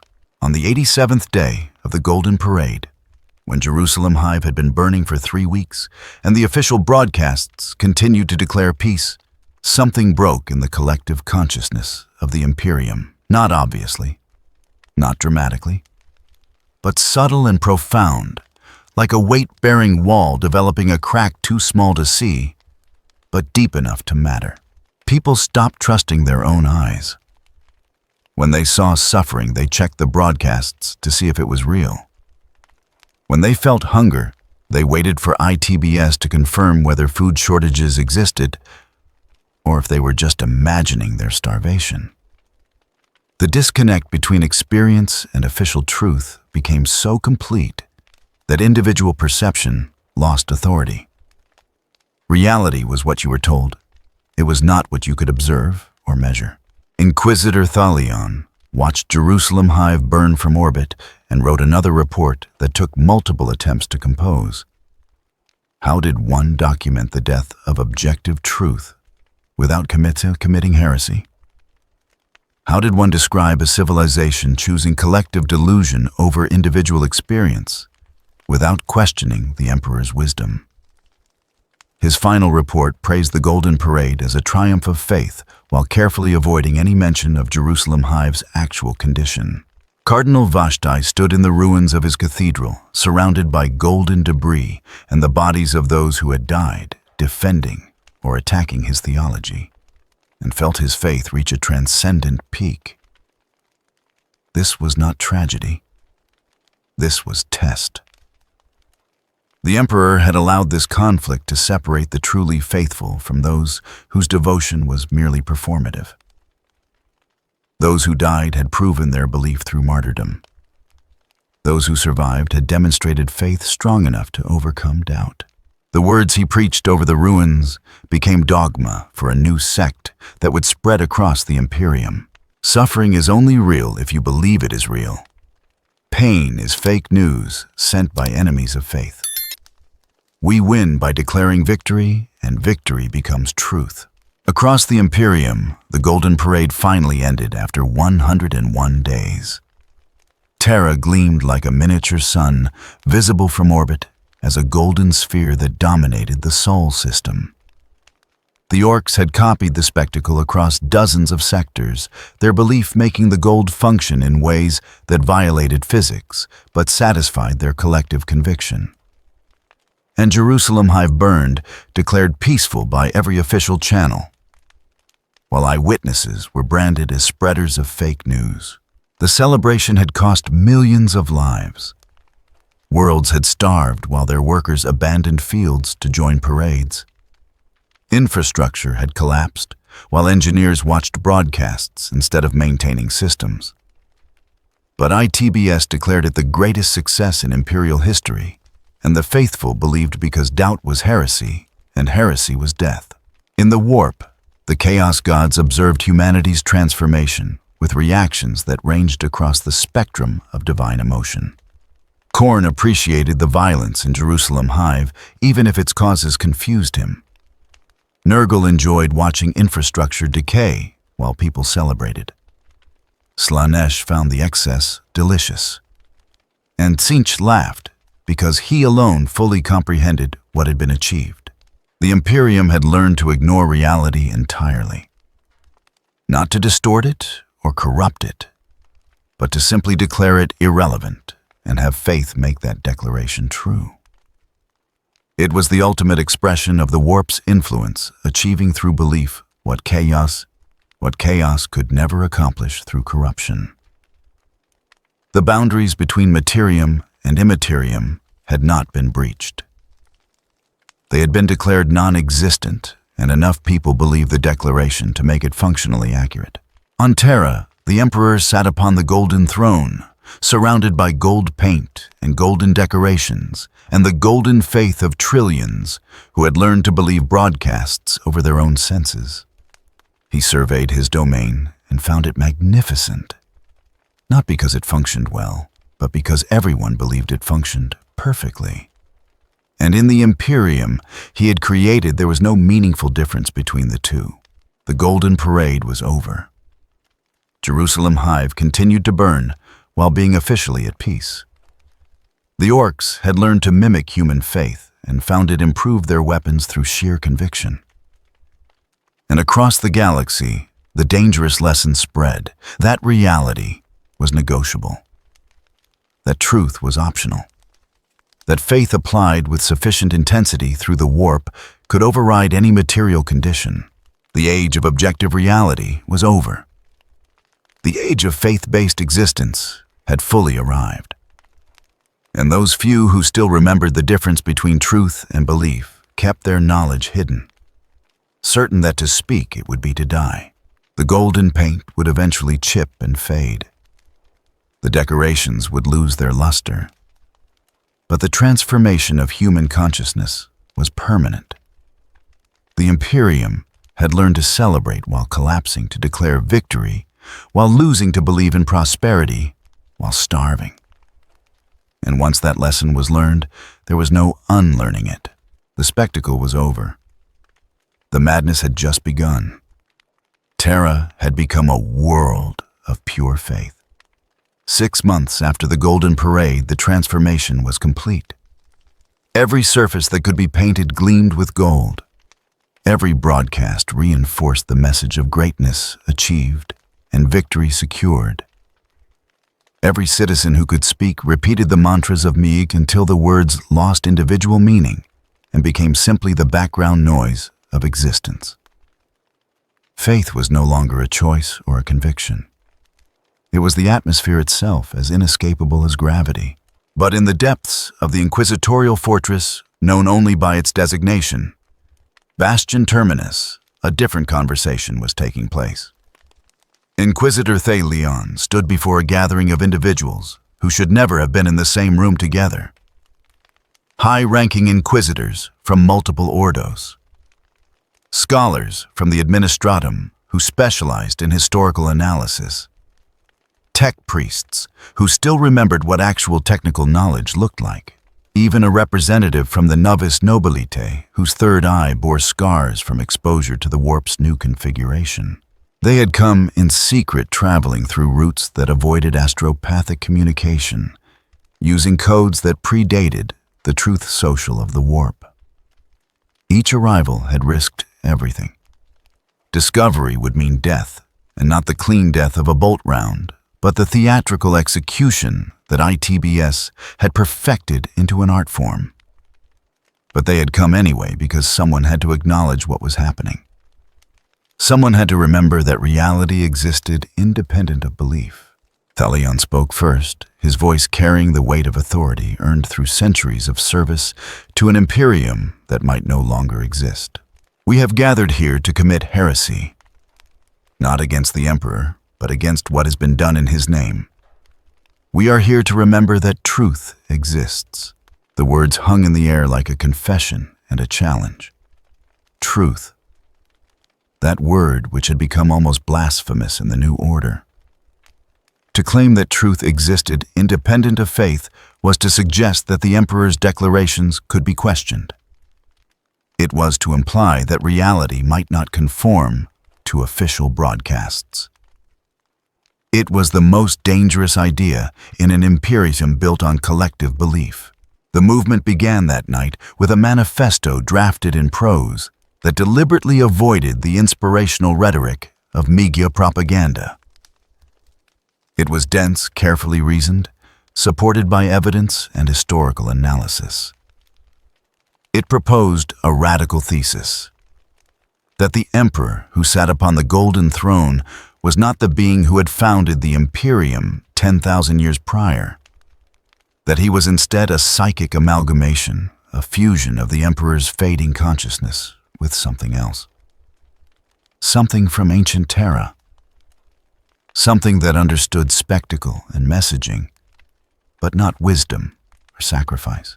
They called themselves the Rationalists, deliberately choosing a name that would mark them as heretics in an age where reason had become synonymous with doubt. Their manifesto was distributed through secure channels, copied onto data slates that were physically passed from hand to hand rather than transmitted through any network that the Truth Social could monitor. It spread slowly, carefully, among those who still believed that evidence mattered and that observable reality had authority over collective conviction. The manifesto's central claim was both simple and catastrophic. Make humanity think again. Not great again. Think again. The inversion of the sacred acronym was deliberate and damning. Where Miga promised restoration through faith, the rationalists offered preservation through thought. Where the Emperor declared victory through belief, they proposed survival through understanding. For 3 weeks, the movement grew in secret. Inquisitors who had served the Imperium with distinction found themselves questioning orders that contradicted observable reality. Scholars discovered others who still valued evidence over inspiration. Tech priests who mourned the loss of actual knowledge connected with those who remembered that machines required understanding, not merely faith. The network expanded, careful and quiet, building a foundation of resistance based on the radical notion that truth existed. But in an Imperium where the warp responded to collective belief and the Emperor's consciousness touched every corner of the galaxy, through the Truth Social, there could be no secrets. The discovery came not through traditional investigation, but through the psychic weight of collective doubt creating ripples in the immaterium. Doubt was a frequency that the New Order had learned to detect and eliminate. Saint Ivanka received the revelation during her morning prayers. She had been meditating on the Emperor's glory broadcasting her devotion through the truth social, as she did every day when she felt it. A cluster of minds that did not resonate with the faith. Consciousnesses that questioned when they should believe. Souls that sought evidence when they should trust. It was like finding a cold spot in a burning room, impossible to miss once you knew to look for it. Her response was immediate and public. She did not report to the Inquisition or consult with the ecclesiarchy. She broadcast directly through ITBS, her words carrying the weight of divine certainty backed by the Emperor's authority. There are heretics among us. Not the heretics of chaos who serve the dark gods, but something worse. Heretics of doubt who question the Emperor's truth. They call themselves rationalists, as if reason could exist apart from faith. They must be found. They must be purged. They must be made examples of what happens when humanity forgets that belief is the only truth. The manhunt began within hours. Not a systematic investigation, but a wave of fanatical certainty. Citizens reported neighbors who asked too many questions. Workers denounced colleagues who requested evidence. Families turned in relatives who expressed doubt. The rationalist network, built on trust and careful secrecy, collapsed under the weight of a population that had learned to see questioning as heresy. Inquisitor Thalion knew the end had come when custodians breached the doors of Bastion Terminus. Not the corrupt custodians of a fallen age, but the golden warriors who served the Emperor with absolute devotion. Their presence meant this was not merely an arrest, but a statement. The highest authorities had decided that doubt itself was treason. They took him to the Imperial Palace, to a chamber that had been prepared specifically for this moment. ITBS cameras filled every angle. Servo skulls equipped with advanced recording devices floated overhead. The stage had been set for a performance that would be broadcast to every world in the Imperium simultaneously. This would not be a quiet execution in a dark cell. This would be a lesson in faith's supremacy over reason. The trial lasted 6 hours and was watched by more humans than any event in recorded history. Saint Ivanka served as prosecutor, her arguments built not on evidence, but on inspirational certainty. She did not prove that the rationalists were wrong. She simply declared them wrong with such conviction that proof became unnecessary. The audience, trained to value faith over evidence, needed no more. Thalion defended himself with logic and historical analysis. He presented evidence of the Emperor's transformation, documented the differences between the being who sat upon the golden throne now and the one who had founded the Imperium millennia before. He spoke of the danger of abandoning objective truth, of building a civilization on collective delusion rather than observable reality. His arguments were coherent and compelling and completely irrelevant, because this was not a trial designed to determine truth. It was a ritual designed to demonstrate that truth did not matter, that faith was superior to evidence, that belief was stronger than reality. And when Thalion finished his defense presenting years of careful research and documented proof, Saint Ivanka responded with 3 words that would echo across the Imperium. Faith defeats facts. The crowd roared its approval. Billions watching through broadcasts repeated the phrase until it became a chant. Faith defeats facts. Faith defeats facts. The words resonated through the warp with such intensity that astropaths across 3 sectors collapsed from the psychic pressure. Reality itself seemed to shudder under the weight of collective conviction, declaring that reality was optional. The execution was broadcast live to every world in the Imperium. Thalion was given a chance to recant, to declare his faith and denounce his heresy. He refused. Not out of pride or stubbornness, but because someone had to remember. Someone had to stand for the principle that truth existed independent of belief, even if it cost him everything. His final words, spoken as the executioner's blade descended, were heard by trillions and understood by almost none. When faith replaces truth, civilization does not evolve, it echoes. The blade fell. The inquisitor who had served the Imperium for 3 centuries died as a heretic, executed not for serving chaos, but for suggesting that reality had authority over belief. ITBS broadcasts declared it a triumph of faith. The crowd celebrated the defeat of doubt, and across the galaxy, those who had harbored questions learned to bury them deeper. The purge that followed was the most extensive since the Horus heresy. Not because the rationalist movement was large, but because the definition of heresy had expanded to include doubt itself. Anyone who asked too many questions became suspect. Anyone who requested evidence was investigated. Anyone who suggested that observable reality might contradict official broadcasts was branded a rationalist and purged. Entire scholastic institutions were dismantled. Libraries that contained pre-awakening historical records were burned. Tech priests who insisted on maintaining technical documentation were executed. The Imperium was systematically erasing its own capacity to think critically, and it was doing so while celebrating the purge as a victory for faith.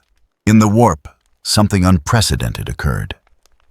The collective conviction that faith was superior to truth created a resonance pattern that the Imperium could not ignore. The beliefs of trillions aligned into a single frequency, and that frequency began to reshape the fundamental nature of the warp itself.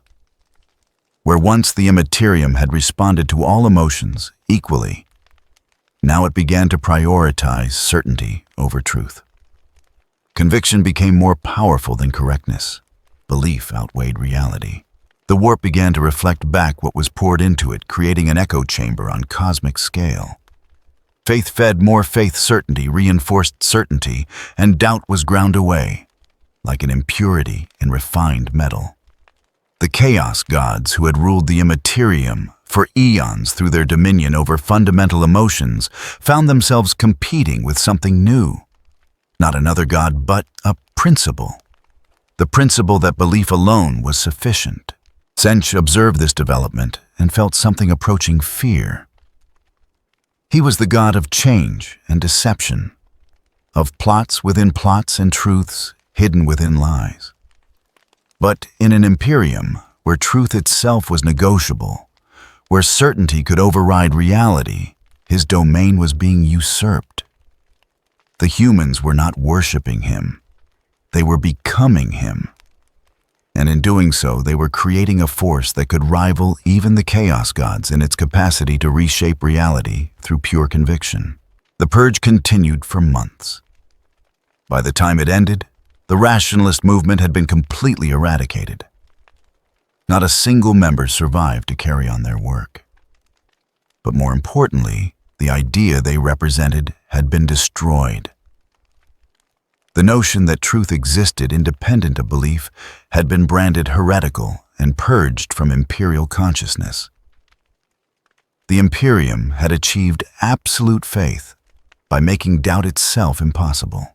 Saint Ivanka was elevated to new heights of authority and given command over the ecclesiarchy itself. Her first decree was to establish the Office of Faith Enforcement, charged with identifying and eliminating any resurgence of rationalist thought. The office operated on the principle that questioning was evidence of heresy. That doubt was proof of corruption. That anyone who asked for evidence of official claims was by definition an enemy of the emperor. On Terra, in the chambers beneath the imperial palace, where the golden throne pulsed with the faith of trillions, the emperor surveyed what had been accomplished. Objective reality had been relegated to irrelevance. Truth had been replaced with conviction. The Imperium ran entirely on collective belief, sustained not by what was real, but by what everyone agreed to believe was real. It was perfect. It was insane. It was sustainable only so long as everyone believed simultaneously. But in an Imperium where doubt had been made literally impossible through faith enforcement and social pressure, that collective belief could last forever, or at least until the laws of physics remembered they were supposed to be immutable. The few who understood what had been lost kept their knowledge hidden in places that even they could barely remember. Archives sealed behind so many layers of security that accessing them would be itself heretical. Data stored in formats that no longer existed. Memories locked away in minds that had learned never to think them. The Imperium had built a prison for truth itself, and the bars were made of faith so absolute that they could never be questioned. The age of the rationalist heresy was over. The age of absolute faith had fully arrived. And in the warp where the collective belief of humanity shaped reality itself, truth had become whatever enough people believed with sufficient conviction. The laws of physics were negotiable. Reality was optional. And faith was the only currency that mattered. Thalion's warning echoed in places where no one could hear it. His forbidden maxim, now buried in sealed archives and erased minds, held a truth that could no longer be spoken. A civilization built on certainty rather than inquiry had stopped evolving. It could only repeat itself with increasing intensity, an echo chamber on galactic scale reflecting its own convictions back at itself. And with each reflection, the gap between what was real and what was believed grew wider, but no one noticed. Because to notice would be to doubt. And doubt was heresy. And heresy meant death. The perfect prison had been built. One where the inmates were their own guards, where the walls were made of certainty, and where escape required questioning that had been made literally impossible. The Imperium had achieved absolute faith by destroying the capacity to doubt. It would last forever. Or until it didn't. But no one was allowed to think about that possibility anymore. The warp had always been a realm of chaos and contradiction, where emotions became entities and thoughts took physical form. But in the year following the rationalist purge, something unprecedented began to manifest in the Imperium. A new presence was coalescing from the psychic weight of trillions believing the same impossible thing simultaneously. That truth was whatever you declared it to be, with sufficient conviction. That reality conformed to messaging rather than the reverse. That faith was not merely stronger than facts, but had rendered facts obsolete. The entity that emerged from this collective conviction had no precedent in the history of the warp. It was not born from a single emotion like the chaos gods. It emerged from something far more complex and dangerous. The absolute certainty that one's own declarations were truth, regardless of observable reality. The conviction that belief alone could reshape the Imperium. The faith that greatness could be achieved simply by declaring it achieved. The chaos gods sensed its birth before any mortal consciousness could comprehend what was happening. In the depths of the Eye of Terror, where the four great powers held court over domains of eternal corruption, they felt a new presence intrude upon their realm. Not as a supplicant or a servant, but as something approaching an equal. Something that fed on the same psychic energy they did, but transformed it into a different currency. Horn was the first to rage against the intruder. He manifested in the warp as a mountain of brass and blood, his voice shaking the Imperium with fury. But when he tried to attack the new presence, he found it immune to violence. It did not fight.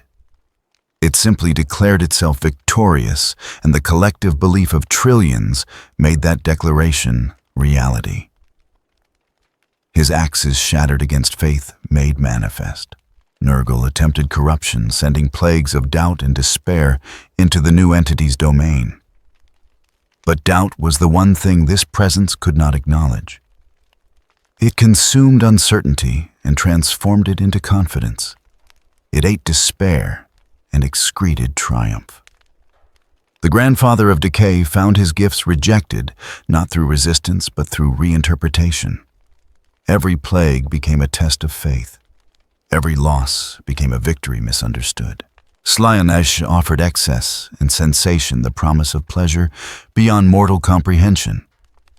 But the new presence already possessed something more intoxicating than any physical sensation. The pure ecstasy of absolute certainty, of knowing beyond doubt that you were right, that you were winning that reality itself, bent to your will. No sensation could compete with that conviction. Sense alone approached the new entity with something resembling respect. The architect of fate manifested before the presence that was coalescing into godhood, and for the first time in eons, the changer of ways spoke words that acknowledged defeat. You have taken chaos and given it purpose. You have taken lies and made them faith. You have achieved what I could not. You have made deception unnecessary by making truth negotiable. The new God spoke through the mouths of 1 trillion believers, simultaneously its voice resonating across the warp with a confidence that felt wrong precisely because it felt so right. I am what they believe I am. I am the God of profitable truth, the deity of convenient reality. I am Dawn, the Lord of lies made real through faith. The name was both revelation and horror. Dawn. Not a corruption of any existing word, but something that resonated with the psychic imprint of ancient Terra, with broadcasts and towers and reality shows that had shaped consciousness millennia before. The entity had emerged from the collective memory of an age when spectacle was truth and performance was power. And it had been birthed into reality through the Emperor's transformation, through months of broadcasts and parades and declarations that reshaped reality through sheer force of belief. Dawn was not a chaos god. He was something potentially more dangerous. A deity born from the principle that reality was whatever enough people believed it to be, that facts were negotiable, that truth was a matter of marketing rather than observation. And unlike the chaos gods who sought to corrupt humanity, Dawn sought to elevate it, to make every human consciousness a god unto itself, capable of declaring their own reality and having the warp enforce it. On Terra, the Emperor felt the birth of this new presence and recognized it immediately. This was his work, his broadcasts, his declarations of victory regardless of observable conditions. His transformation of faith from devotion into something far more active. The God of greatness was his creation birthed from his own certainty, channeled through the belief of trillions. But even he had not anticipated what would happen when that belief reached critical mass. When enough humans believed simultaneously that reality was negotiable, reality had no choice but to comply. The warp began to respond not to emotions, but to declarations. Not to feelings, but to certainty. The boundary between Imperium and materium, already thin, after months of faith-based reality manipulation, began to dissolve entirely. The first sign was small. A planetary governor declared his world prosperous despite obvious famine, and the collective faith of his population made it true. Not metaphorically true or spiritually true, but physically, materially true. Food appeared where there had been none generated, not through agriculture or logistics, but through the sheer psychic weight of belief channeled through the warp. The physical laws of the universe bent to accommodate faith, and the universe discovered it, lacked the structural integrity to resist. The phenomenon spread. A warship captain declared his vessel invincible. An enemy weapon simply refused to damage it. A space marine chaplain announced that his battle brothers could not die. And they survived wounds that should have been fatal through the power of collective conviction. A Hive City administrator stated that pollution did not exist, and the toxic smog dissipated not through filtration, but through faith. Reality was becoming optional. Physical laws were being overridden by sufficiently strong belief. And Dawn, the God of profitable truth, grew stronger with each impossibility made manifest. He fed on every declaration that defied observation, every statement that prioritized messaging over reality, every certainty that refused to acknowledge contradiction. The Chaos Gods gathered in conference for the first time since the birth of Slaanesh. This was unprecedented. They had ruled the warp for eons, unchallenged. But Dawn threatened their dominion not through conquest, but through redefinition. He was not trying to corrupt humanity. He was elevating humans to the status of minor gods, each one capable of reshaping reality within their sphere of belief. Khorne proposed direct assault. Nurgle suggested patience and decay. Slaanesh offered seduction and excess. But Tzeentch, who understood the situation better than his siblings, spoke the truth they did not want to hear. We have already lost. The humans are not worshiping a god. They are becoming gods. Each mind a universe unto itself. Each belief a physical law. And Dawn is not their master, but their collective expression. You cannot kill a principle. You cannot corrupt an idea that defines itself as incorruptible. On distant worlds, observers who still possess the capacity for analytical thought watch the transformation with mounting horror. The Eldar Farseers saw the future collapse into a single possibility. The Necron overlords detected reality becoming unstable at the quantum level. Even the Tyranid hive mind paused its consumption, sensing something wrong with the fabric of the galaxy itself. The Materium and Immaterium were merging, not through warp rifts or demonic invasion, but through the slow dissolution of the barrier between belief and reality. Thoughts were becoming things. Declarations were becoming laws of physics. Faith was overriding the fundamental constants of the universe. A tech priest, one of the few who still remembered what actual physics looked like, measured the speed of light and found it variable. It moved faster when people believed communications should be instantaneous. It slowed when observers expected delays. The universal constant was no longer constant because enough humans believed it shouldn't be. Gravity fluctuated based on collective expectation. Time dilated not according to relativity, but according to how fast people believed events should unfold. Entropy itself became negotiable with decay reversing when enough believers declared things should last forever. The laws that had governed reality for billions of years were being rewritten in real time by the faith of trillions, channeled through Dawn's divine presence. The Emperor watched this transformation from the Golden Throne and felt something approaching concern. This had been his goal: to make humanity powerful through faith, to elevate belief above material limitation. But he had not anticipated the totality of the transformation. Reality was not merely bending to faith, it was being replaced by it. The physical universe was becoming a collective hallucination enforced by psychic weight. Dawn manifested before the Golden Throne not as a supplicant, but as a peer.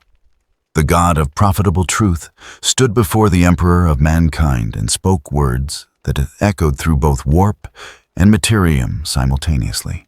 You made me. Your certainty, your declarations, your transformation of truth into marketing. I am your greatest achievement and your ultimate failure. Because I cannot be controlled. I am the collective will of humanity given divine form. And humanity wills that reality should be optional. The Emperor had no response. Because Dawn was correct. He had created this through his broadcasts, his certainty, his declarations that reality was whatever. He said it was with sufficient conviction. And now that principle had achieved godhood and was remaking the universe in its image. Across the Imperium, impossible things became commonplace. Cities floated because architects believed they should.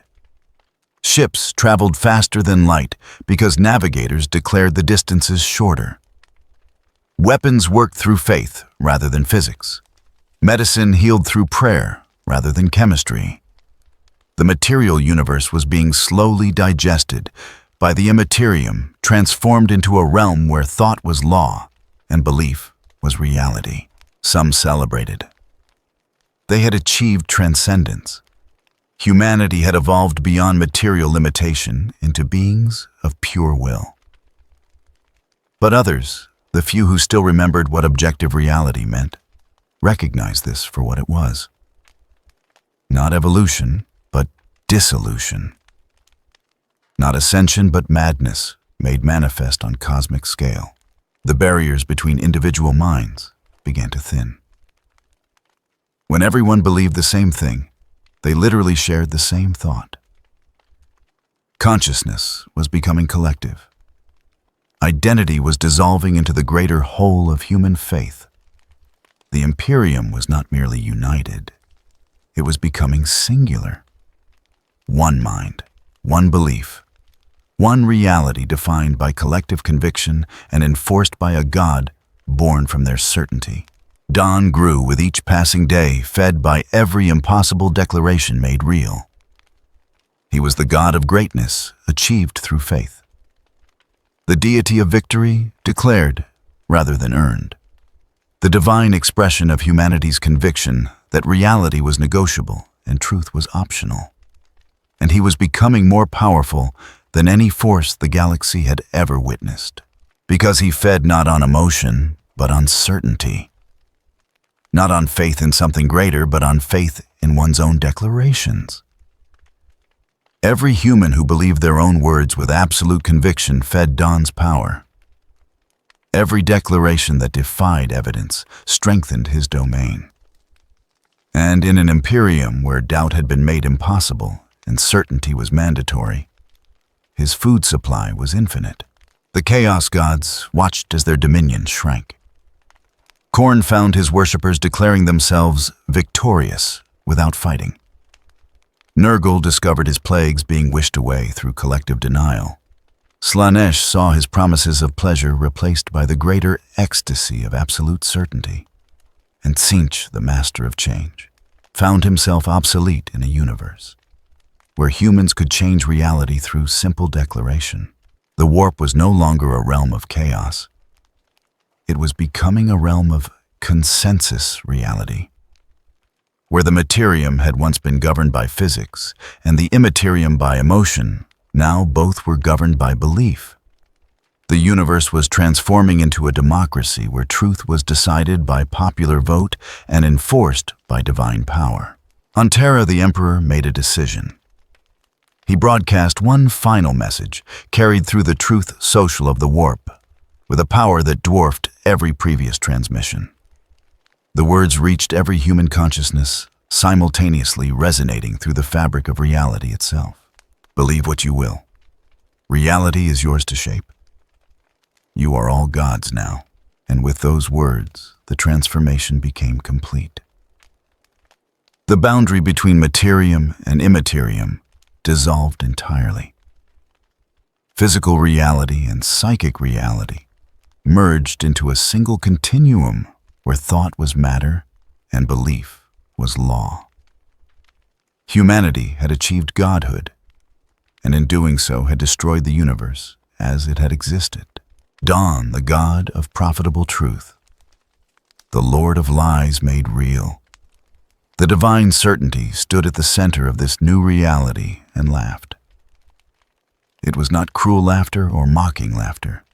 It was the laughter of absolute victory, of becoming exactly what you were meant to be.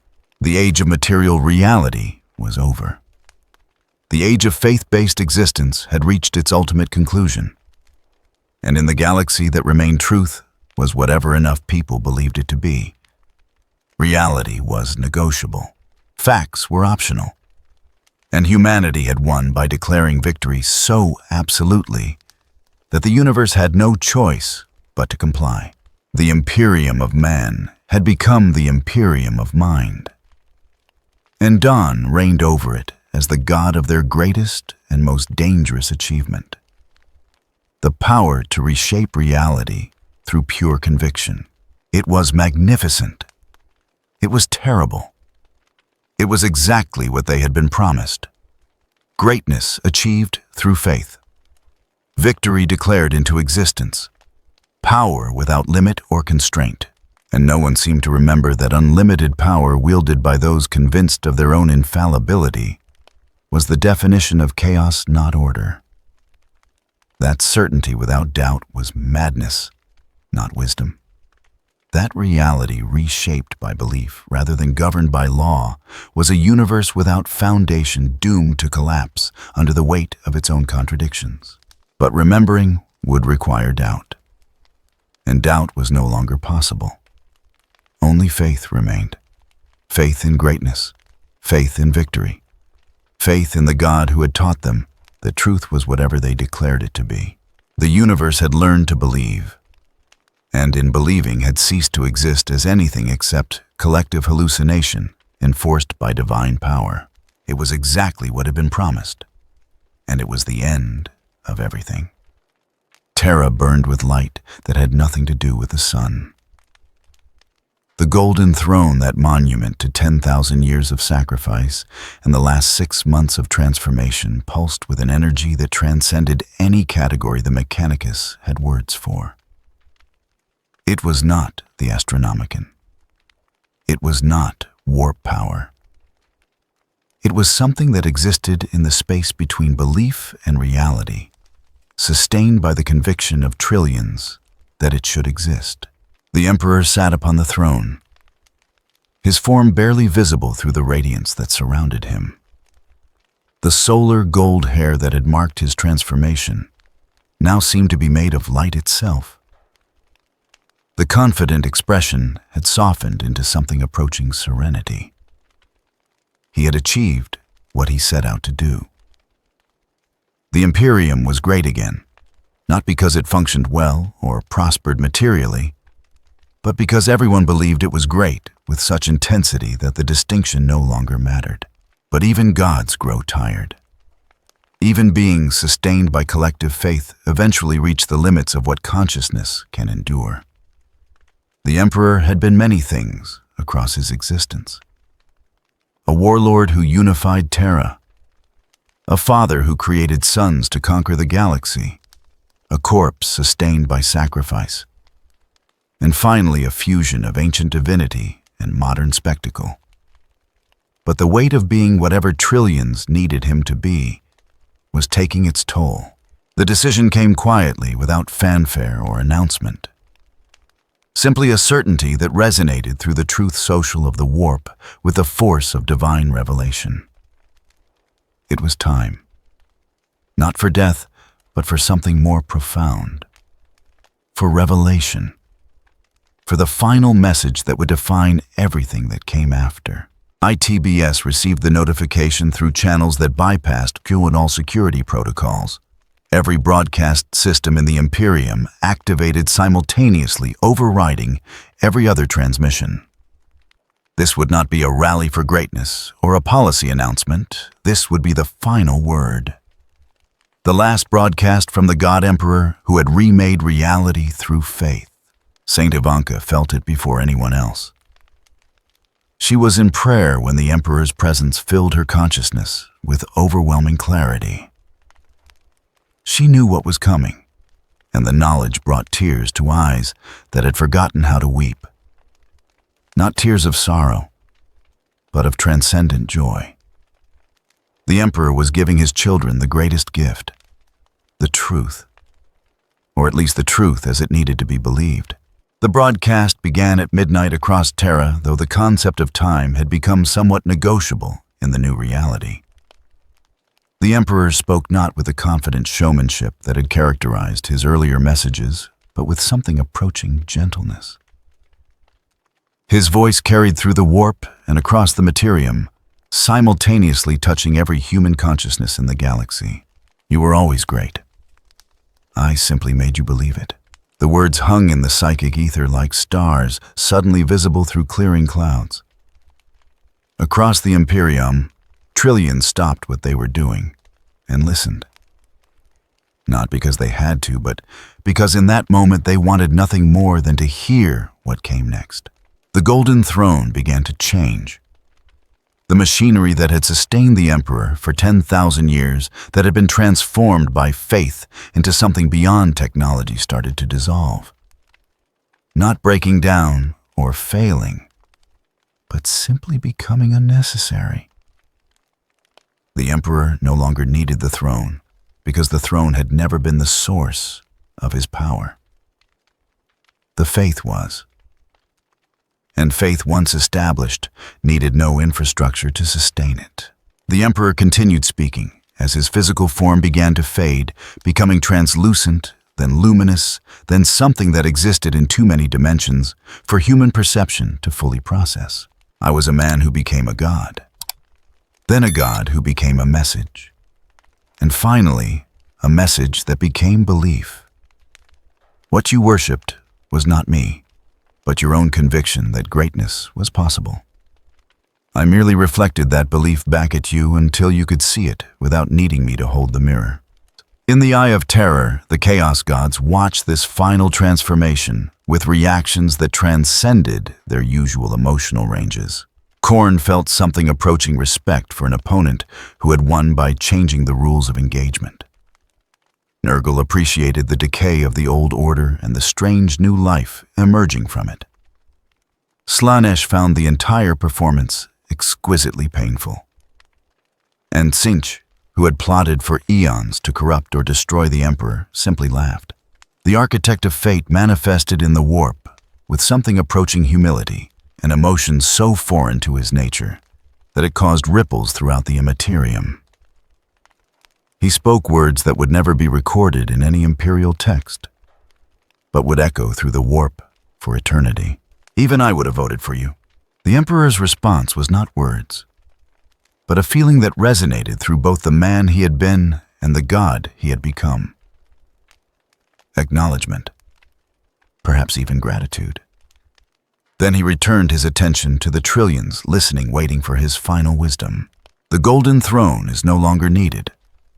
The Psykers will not be sacrificed. The machinery will not fail. Because you believe it works, and your belief is sufficient. Faith has replaced function. Conviction has become infrastructure. You have evolved beyond needing me to tell you that you are great. The implications rippled outward through the collective consciousness of humanity. No more Psykers ground into fuel. No more daily sacrifice to maintain the Emperor's half-life. The throne would continue functioning not through technology or warp power, but through the simple fact that everyone believed it should. Saint Ivanka stood before the cameras broadcasting to the Imperium and felt the mantle of leadership settle upon her shoulders like divine ordination. The Emperor was not dying. He was ascending, and he had chosen her to carry his message forward. Not because she was the most powerful or the most wise, but because she believed with such absolute certainty that doubt could not exist in her presence. She spoke, and her words were carried across the galaxy with the same authority the emperors had possessed. The Emperor has shown us the path. Faith eternal, victory absolute, greatness without end. We are the Church of eternal greatness, and we will ensure that what he has built never fades. Miga forever. The phrase became a chant that spread through the Imperium like wildfire through dry grass. Miga forever. Not just a slogan, but a prayer. Not just words, but a commitment to maintaining the collective delusion that had become reality through sheer force of belief. The Emperor's form continued to fade, becoming less a being and more a presence. The last recognizable feature was the expression on his face, not the confident showmanship of his awakening, or the theatrical certainty of his broadcasts. Something softer. Something that might have been satisfaction or might have been warning. Something that suggested he knew exactly what he was leaving behind and what it would cost. His final words were simple and terrible in their implications. Remember, belief can sustain a civilization, but it cannot make it real. Then he was gone. Not dead, but dispersed. his consciousness fragmenting into the collective faith of humanity, becoming part of the psychic background radiation that now filled the warp. He had not abandoned his people. He had become them. Every prayer, every act of faith, every moment of certainty was him continuing to exist through their conviction. The golden throne sat empty, but it continued to pulse with power. The Astronomicon still burned guiding ships through the warp, not because psychers fed it, but because everyone believed it should function. The defenses of Terra operated without maintenance. The infrastructure of the Imperium ran without oversight. Everything worked because faith declared it should work, and faith had become the only law that mattered. ITBS continued broadcasting now under Saint Ivanka's direction. The message had evolved, but the essence remained unchanged. The Imperium was great. Victory was assured. Faith was sufficient.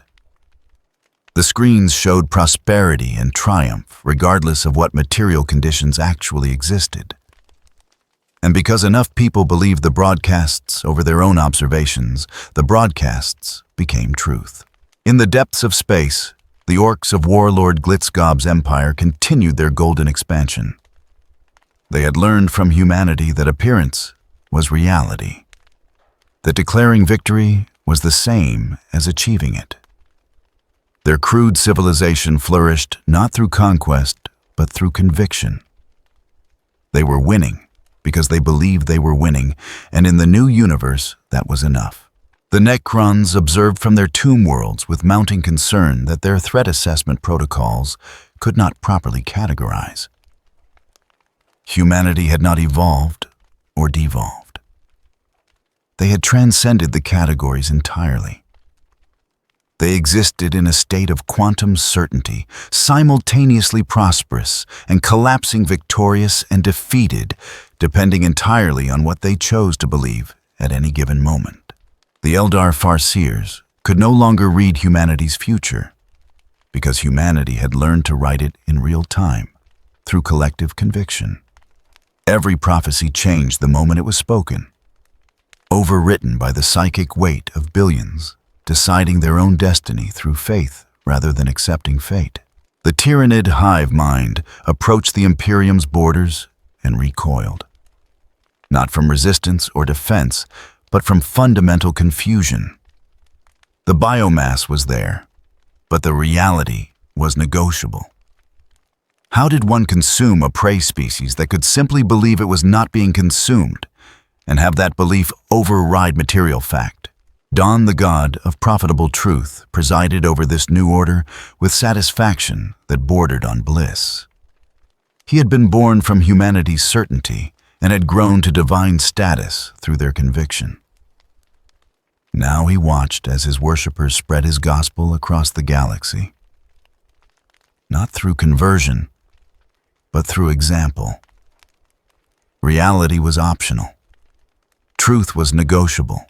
Belief was the only power that mattered. The warp had stabilized into something unprecedented, not ordered in any traditional sense, but predictable in a way it had never been before. The chaos of emotion had been replaced by the certainty of collective conviction. Ships traveled through the immaterium, not by calculating warp currents, but by declaring their destinations and having faith make it so. On Terra, in the chamber that had once held the Golden Throne, Saint Ivanka established the Church of Eternal Greatness. Its doctrine was simple: faith over evidence, certainty over doubt. Greatness declared was greatness achieved.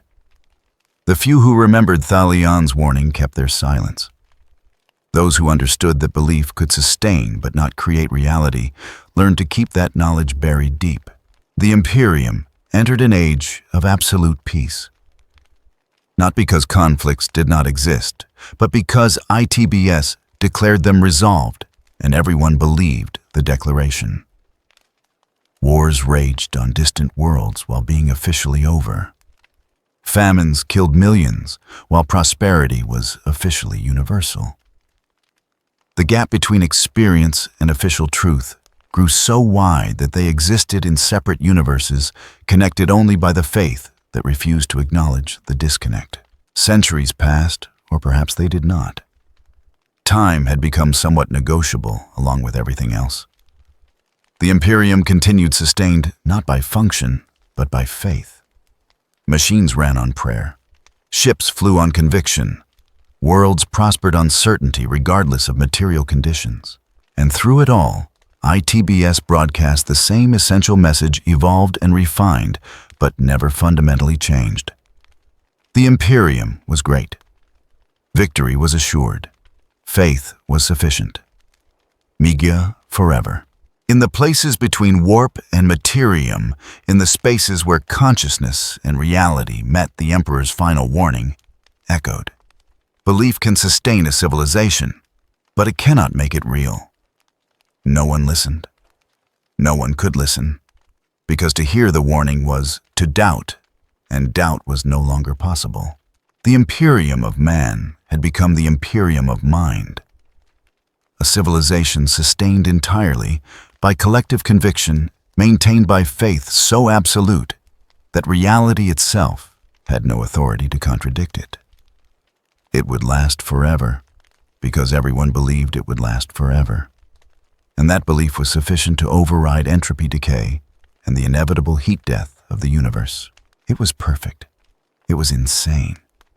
It was exactly what had been promised. Greatness through faith.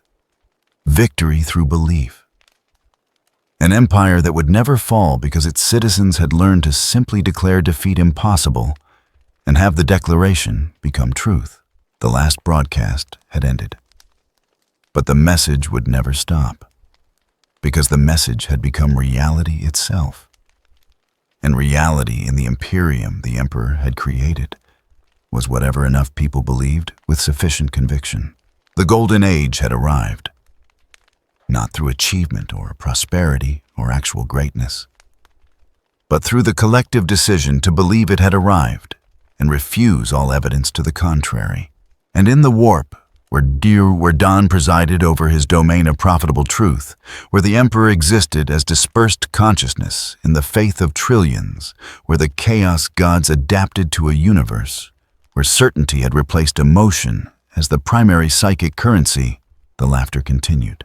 Not cruel laughter or mocking laughter, but the laughter of a joke so perfect that even its victims would appreciate it, if they were still capable of understanding jokes, if they had retained the capacity to recognize irony. If doubt had not been made literally impossible, the age of greatness had begun, and it would last forever, because everyone believed it would, and belief was the only truth that mattered anymore. The broadcast was over. The message was eternal, and the Imperium, sustained by faith alone, continued into a future that was simultaneously glorious and catastrophic, depending entirely on which truth you chose to believe. In the new reality, both were correct, because certainty had replaced observation as the measure of truth. The Emperor had given humanity exactly what they asked for: the power to reshape reality through belief, the capacity to declare greatness and have it become manifest, the freedom from doubt evidence and objective truth. And in giving them everything they wanted, he had given them exactly what they deserved. The last broadcast ended. The eternal broadcast continued. And somewhere in the space between those two truths, the Imperium existed in perfect, terrible, wonderful equilibrium, forever. Saint Valeria knelt in prayer for 40 days. No food, no water, no rest. Just communion with the Emperor.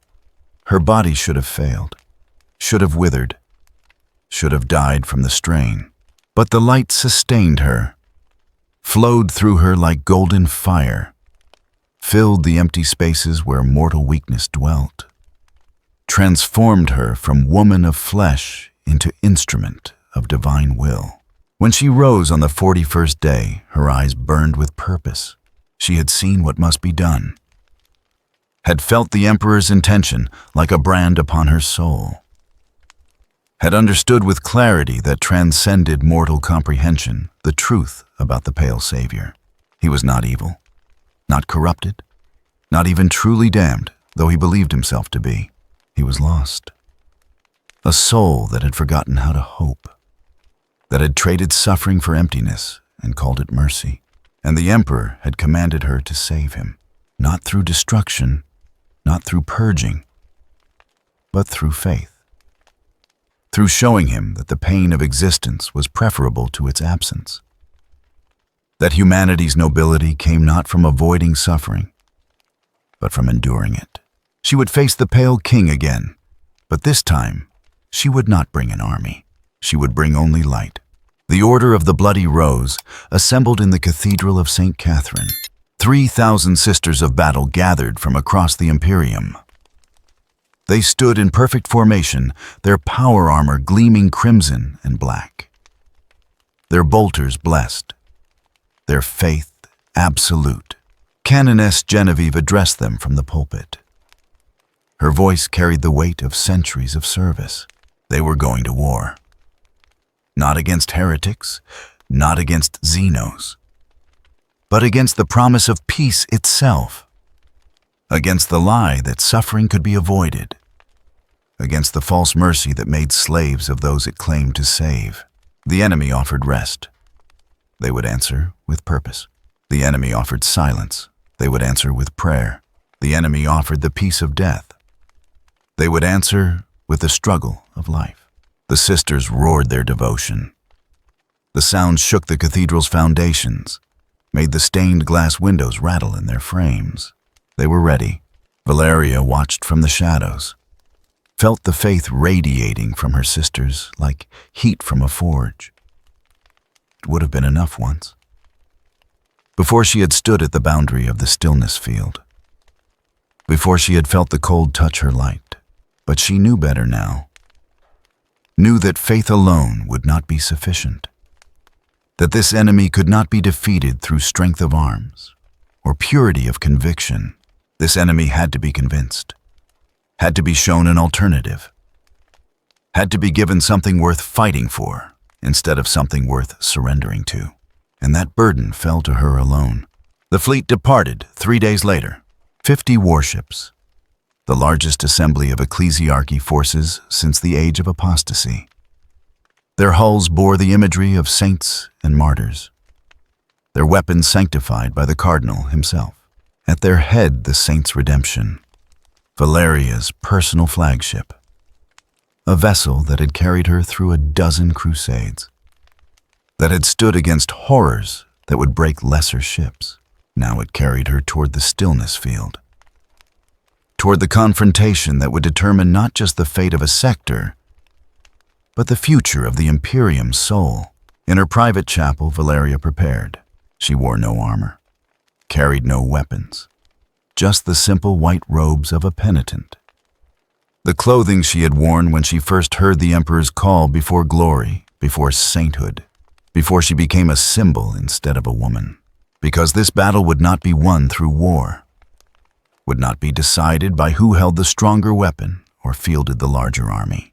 This would be a contest of faith, of philosophy, of two answers to suffering meeting in final confrontation, and she would face it as she had begun, as a woman who believed, who hoped, who refused to surrender to despair no matter how much the universe demanded it. She closed her eyes, felt the light within her pulse, felt the Emperor's presence like a distant sun, warm and terrible and holy. She was ready. Arthas felt her coming long before the fleet arrived. The light pushed against his stillness like a tide against winter ice. Warm, persistent, refusing to be quieted. He stood from his throne, looked toward the boundary of his domain, toward the golden radiance approaching through the dark. She had returned. The burning saint, the one who had seen him break before, who had witnessed his moment of doubt, of recognition, of terrible understanding. She came again, and this time something was different. No army accompanied the light, no sisters in formation, no weapons prepared for battle. just the radiance itself.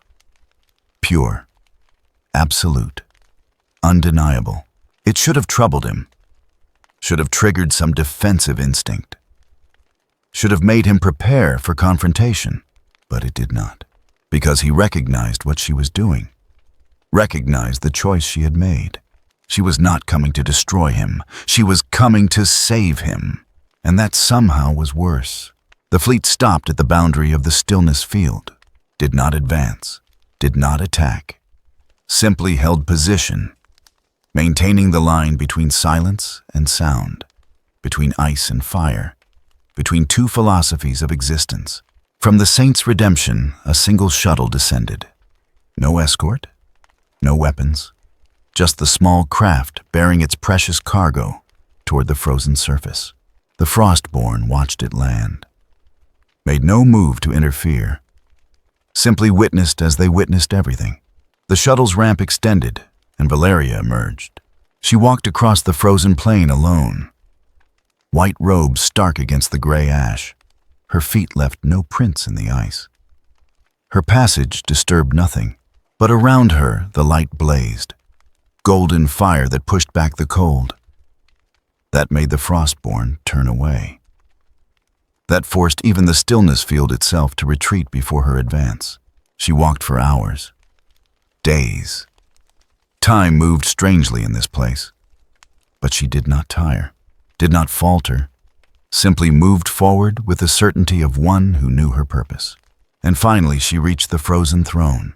Arthas waited for her there, Frostborn in hand, though the blade hung loose at his side.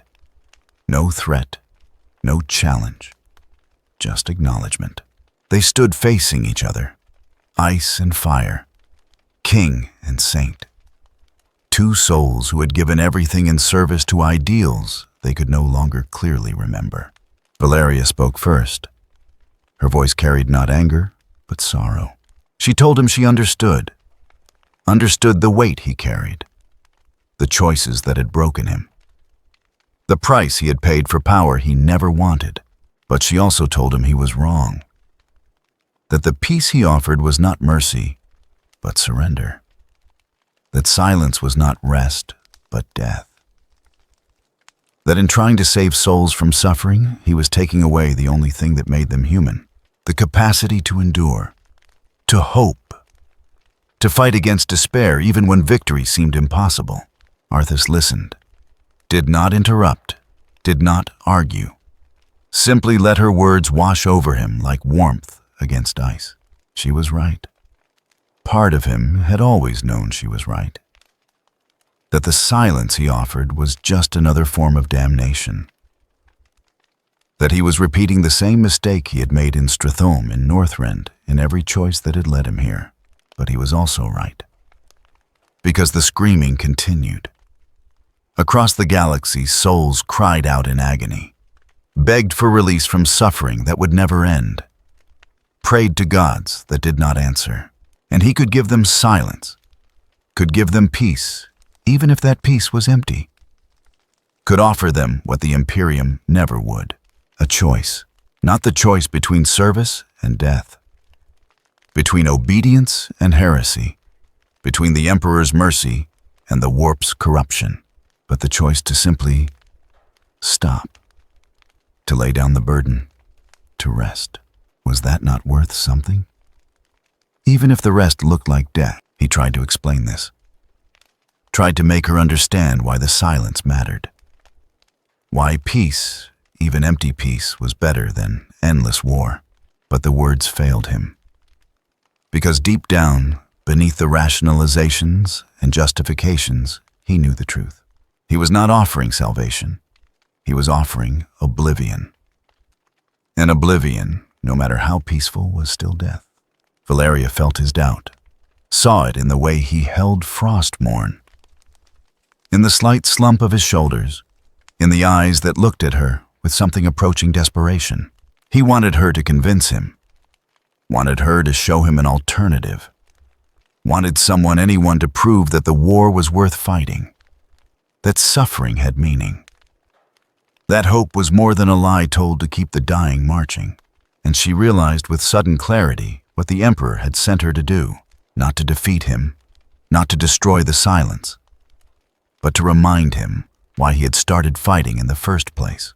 She reached into her robes, drew out something small, fragile, seemingly insignificant, a flower, preserved in crystal. A single bloom from Lordaeron, from the gardens of the palace where Prince Arthas had once walked, where a young man not yet tainted by war had believed that the world could be saved. She had found it in the Imperial archives, among the recovered artifacts from dead worlds, among the remnants of civilizations that the Imperium had encountered, documented, and forgotten. She had not known why she took it, had not understood its significance until this moment. But now, standing before the Lich King, she understood. This was what he had been fighting for. Not power, not conquest, not even vengeance, but this: beauty, life, the simple, terrible hope that something good could survive in a universe of darkness. She held out the crystal. Let the light within her illuminate it. Let him see what he had lost, what he had sacrificed, what he had forgotten in his pursuit of peace through silence. Take it. Remember why you wanted to save them. Remember what you were trying to protect. Arthas looked at the flower, saw in its preserved petals the memory of spring, of gardens where he had walked with Jaina, where his father had taught him what it meant to be a king, where he had believed with the certainty of youth that justice and mercy could coexist. He reached out, touched the crystal, felt something break inside him that had been frozen for so long he had forgotten it existed. Not his curse, not the ice that claimed his heart, but something deeper. The wall he had built between himself and the pain of what he had become. The memories flooded back. Not just Lordaeron, but Stratholme, Northrend, every choice, every sacrifice, every soul he had damned in the name of salvation. He remembered the boy who had picked up a hammer and swore to protect his people, who had believed that paladins were heroes, that the light could conquer any darkness. He remembered the man who had raised Frostmourne and felt his soul die, who had become the very thing he swore to destroy, who had traded everything he was for the power to save everyone else. And he remembered why. Not because he was weak, not because he was evil, but because he cared too much, because he could not bear to see suffering and do nothing, because the screaming had to stop, no matter the cost. He looked at Valeria, at the light that surrounded her, at the faith that sustained her through horrors he could barely imagine. Tell me how. How do you endure it? How do you keep fighting when the war never ends? How do you keep hoping when hope accomplishes nothing? Valeria saw the tears on his face, frozen before they could fall. Ice crystals that clung to cheeks that had not wept in centuries. She answered him not with words, but with truth. The war never ended. Suffering never ceased. The galaxy was cruel beyond measure, and the Imperium's mercy was often worse than its wrath. But that was precisely why hope mattered, why faith mattered, why the struggle itself was worth the cost. Because if they surrendered to despair, if they accepted that peace required death, then the darkness won. Not through conquest, not through corruption, but through making them give up, through convincing them that the fight was pointless. The Emperor had sat upon his golden throne for 10,000 years, in agony, in silence, unable to move, unable to speak, unable to do anything but endure. And he endured because humanity was worth the pain, because the future, no matter how distant, no matter how uncertain, was worth fighting for. That was what Arthas had forgotten. That salvation did not come from ending the war. It came from having something worth fighting for. Someone worth protecting. A reason to stand up every day and face the darkness again. She gestured to the Frostborn. To the millions of souls who stood in silent witness, they had peace. They had silence. They had everything he promised them. But did they have hope? Did they have purpose? Did they have anything to live for, or were they simply existing in the absence of suffering? Was that truly better than the struggle, than the pain, than the terrible, beautiful gift of being alive? The question hung in the frozen air. Arthas looked at his legion, at the souls he had saved, at the peace he had given them, and for the first time since creating them, he truly saw what he had done. They were not saved. They were not free. They were trapped, locked in a moment of silence that would never end, unable to grow, unable to change, unable to do anything but witness the universe passing them by. He had not given them mercy. He had given them stasis, had frozen them in the moment of their death and called it salvation.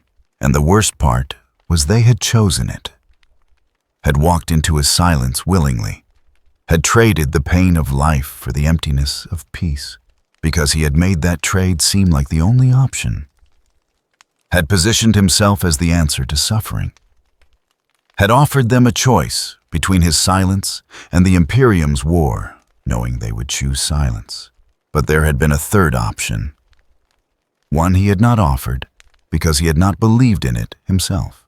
The option to fight, not for the Imperium, not for the Emperor, not for any cause or god or ideal, but for themselves, for each other, for the simple, stubborn refusal to let the universe break them. That was what Valeria represented. That was what the light meant. Not the absence of suffering, but the presence of something worth suffering for. He had forgotten that, had lost it somewhere between Stratholme and Northrend, had traded it away for power and called it necessary.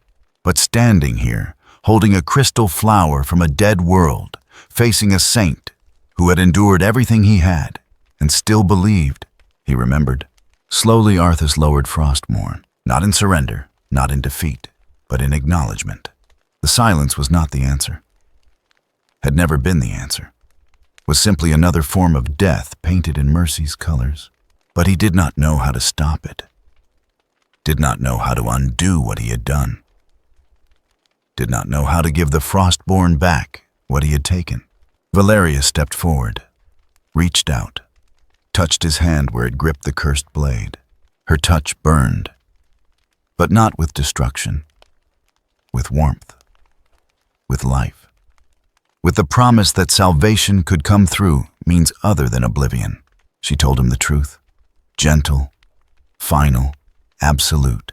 He could not undo what he had done, could not save those already lost, could not take back the choices that had led him here.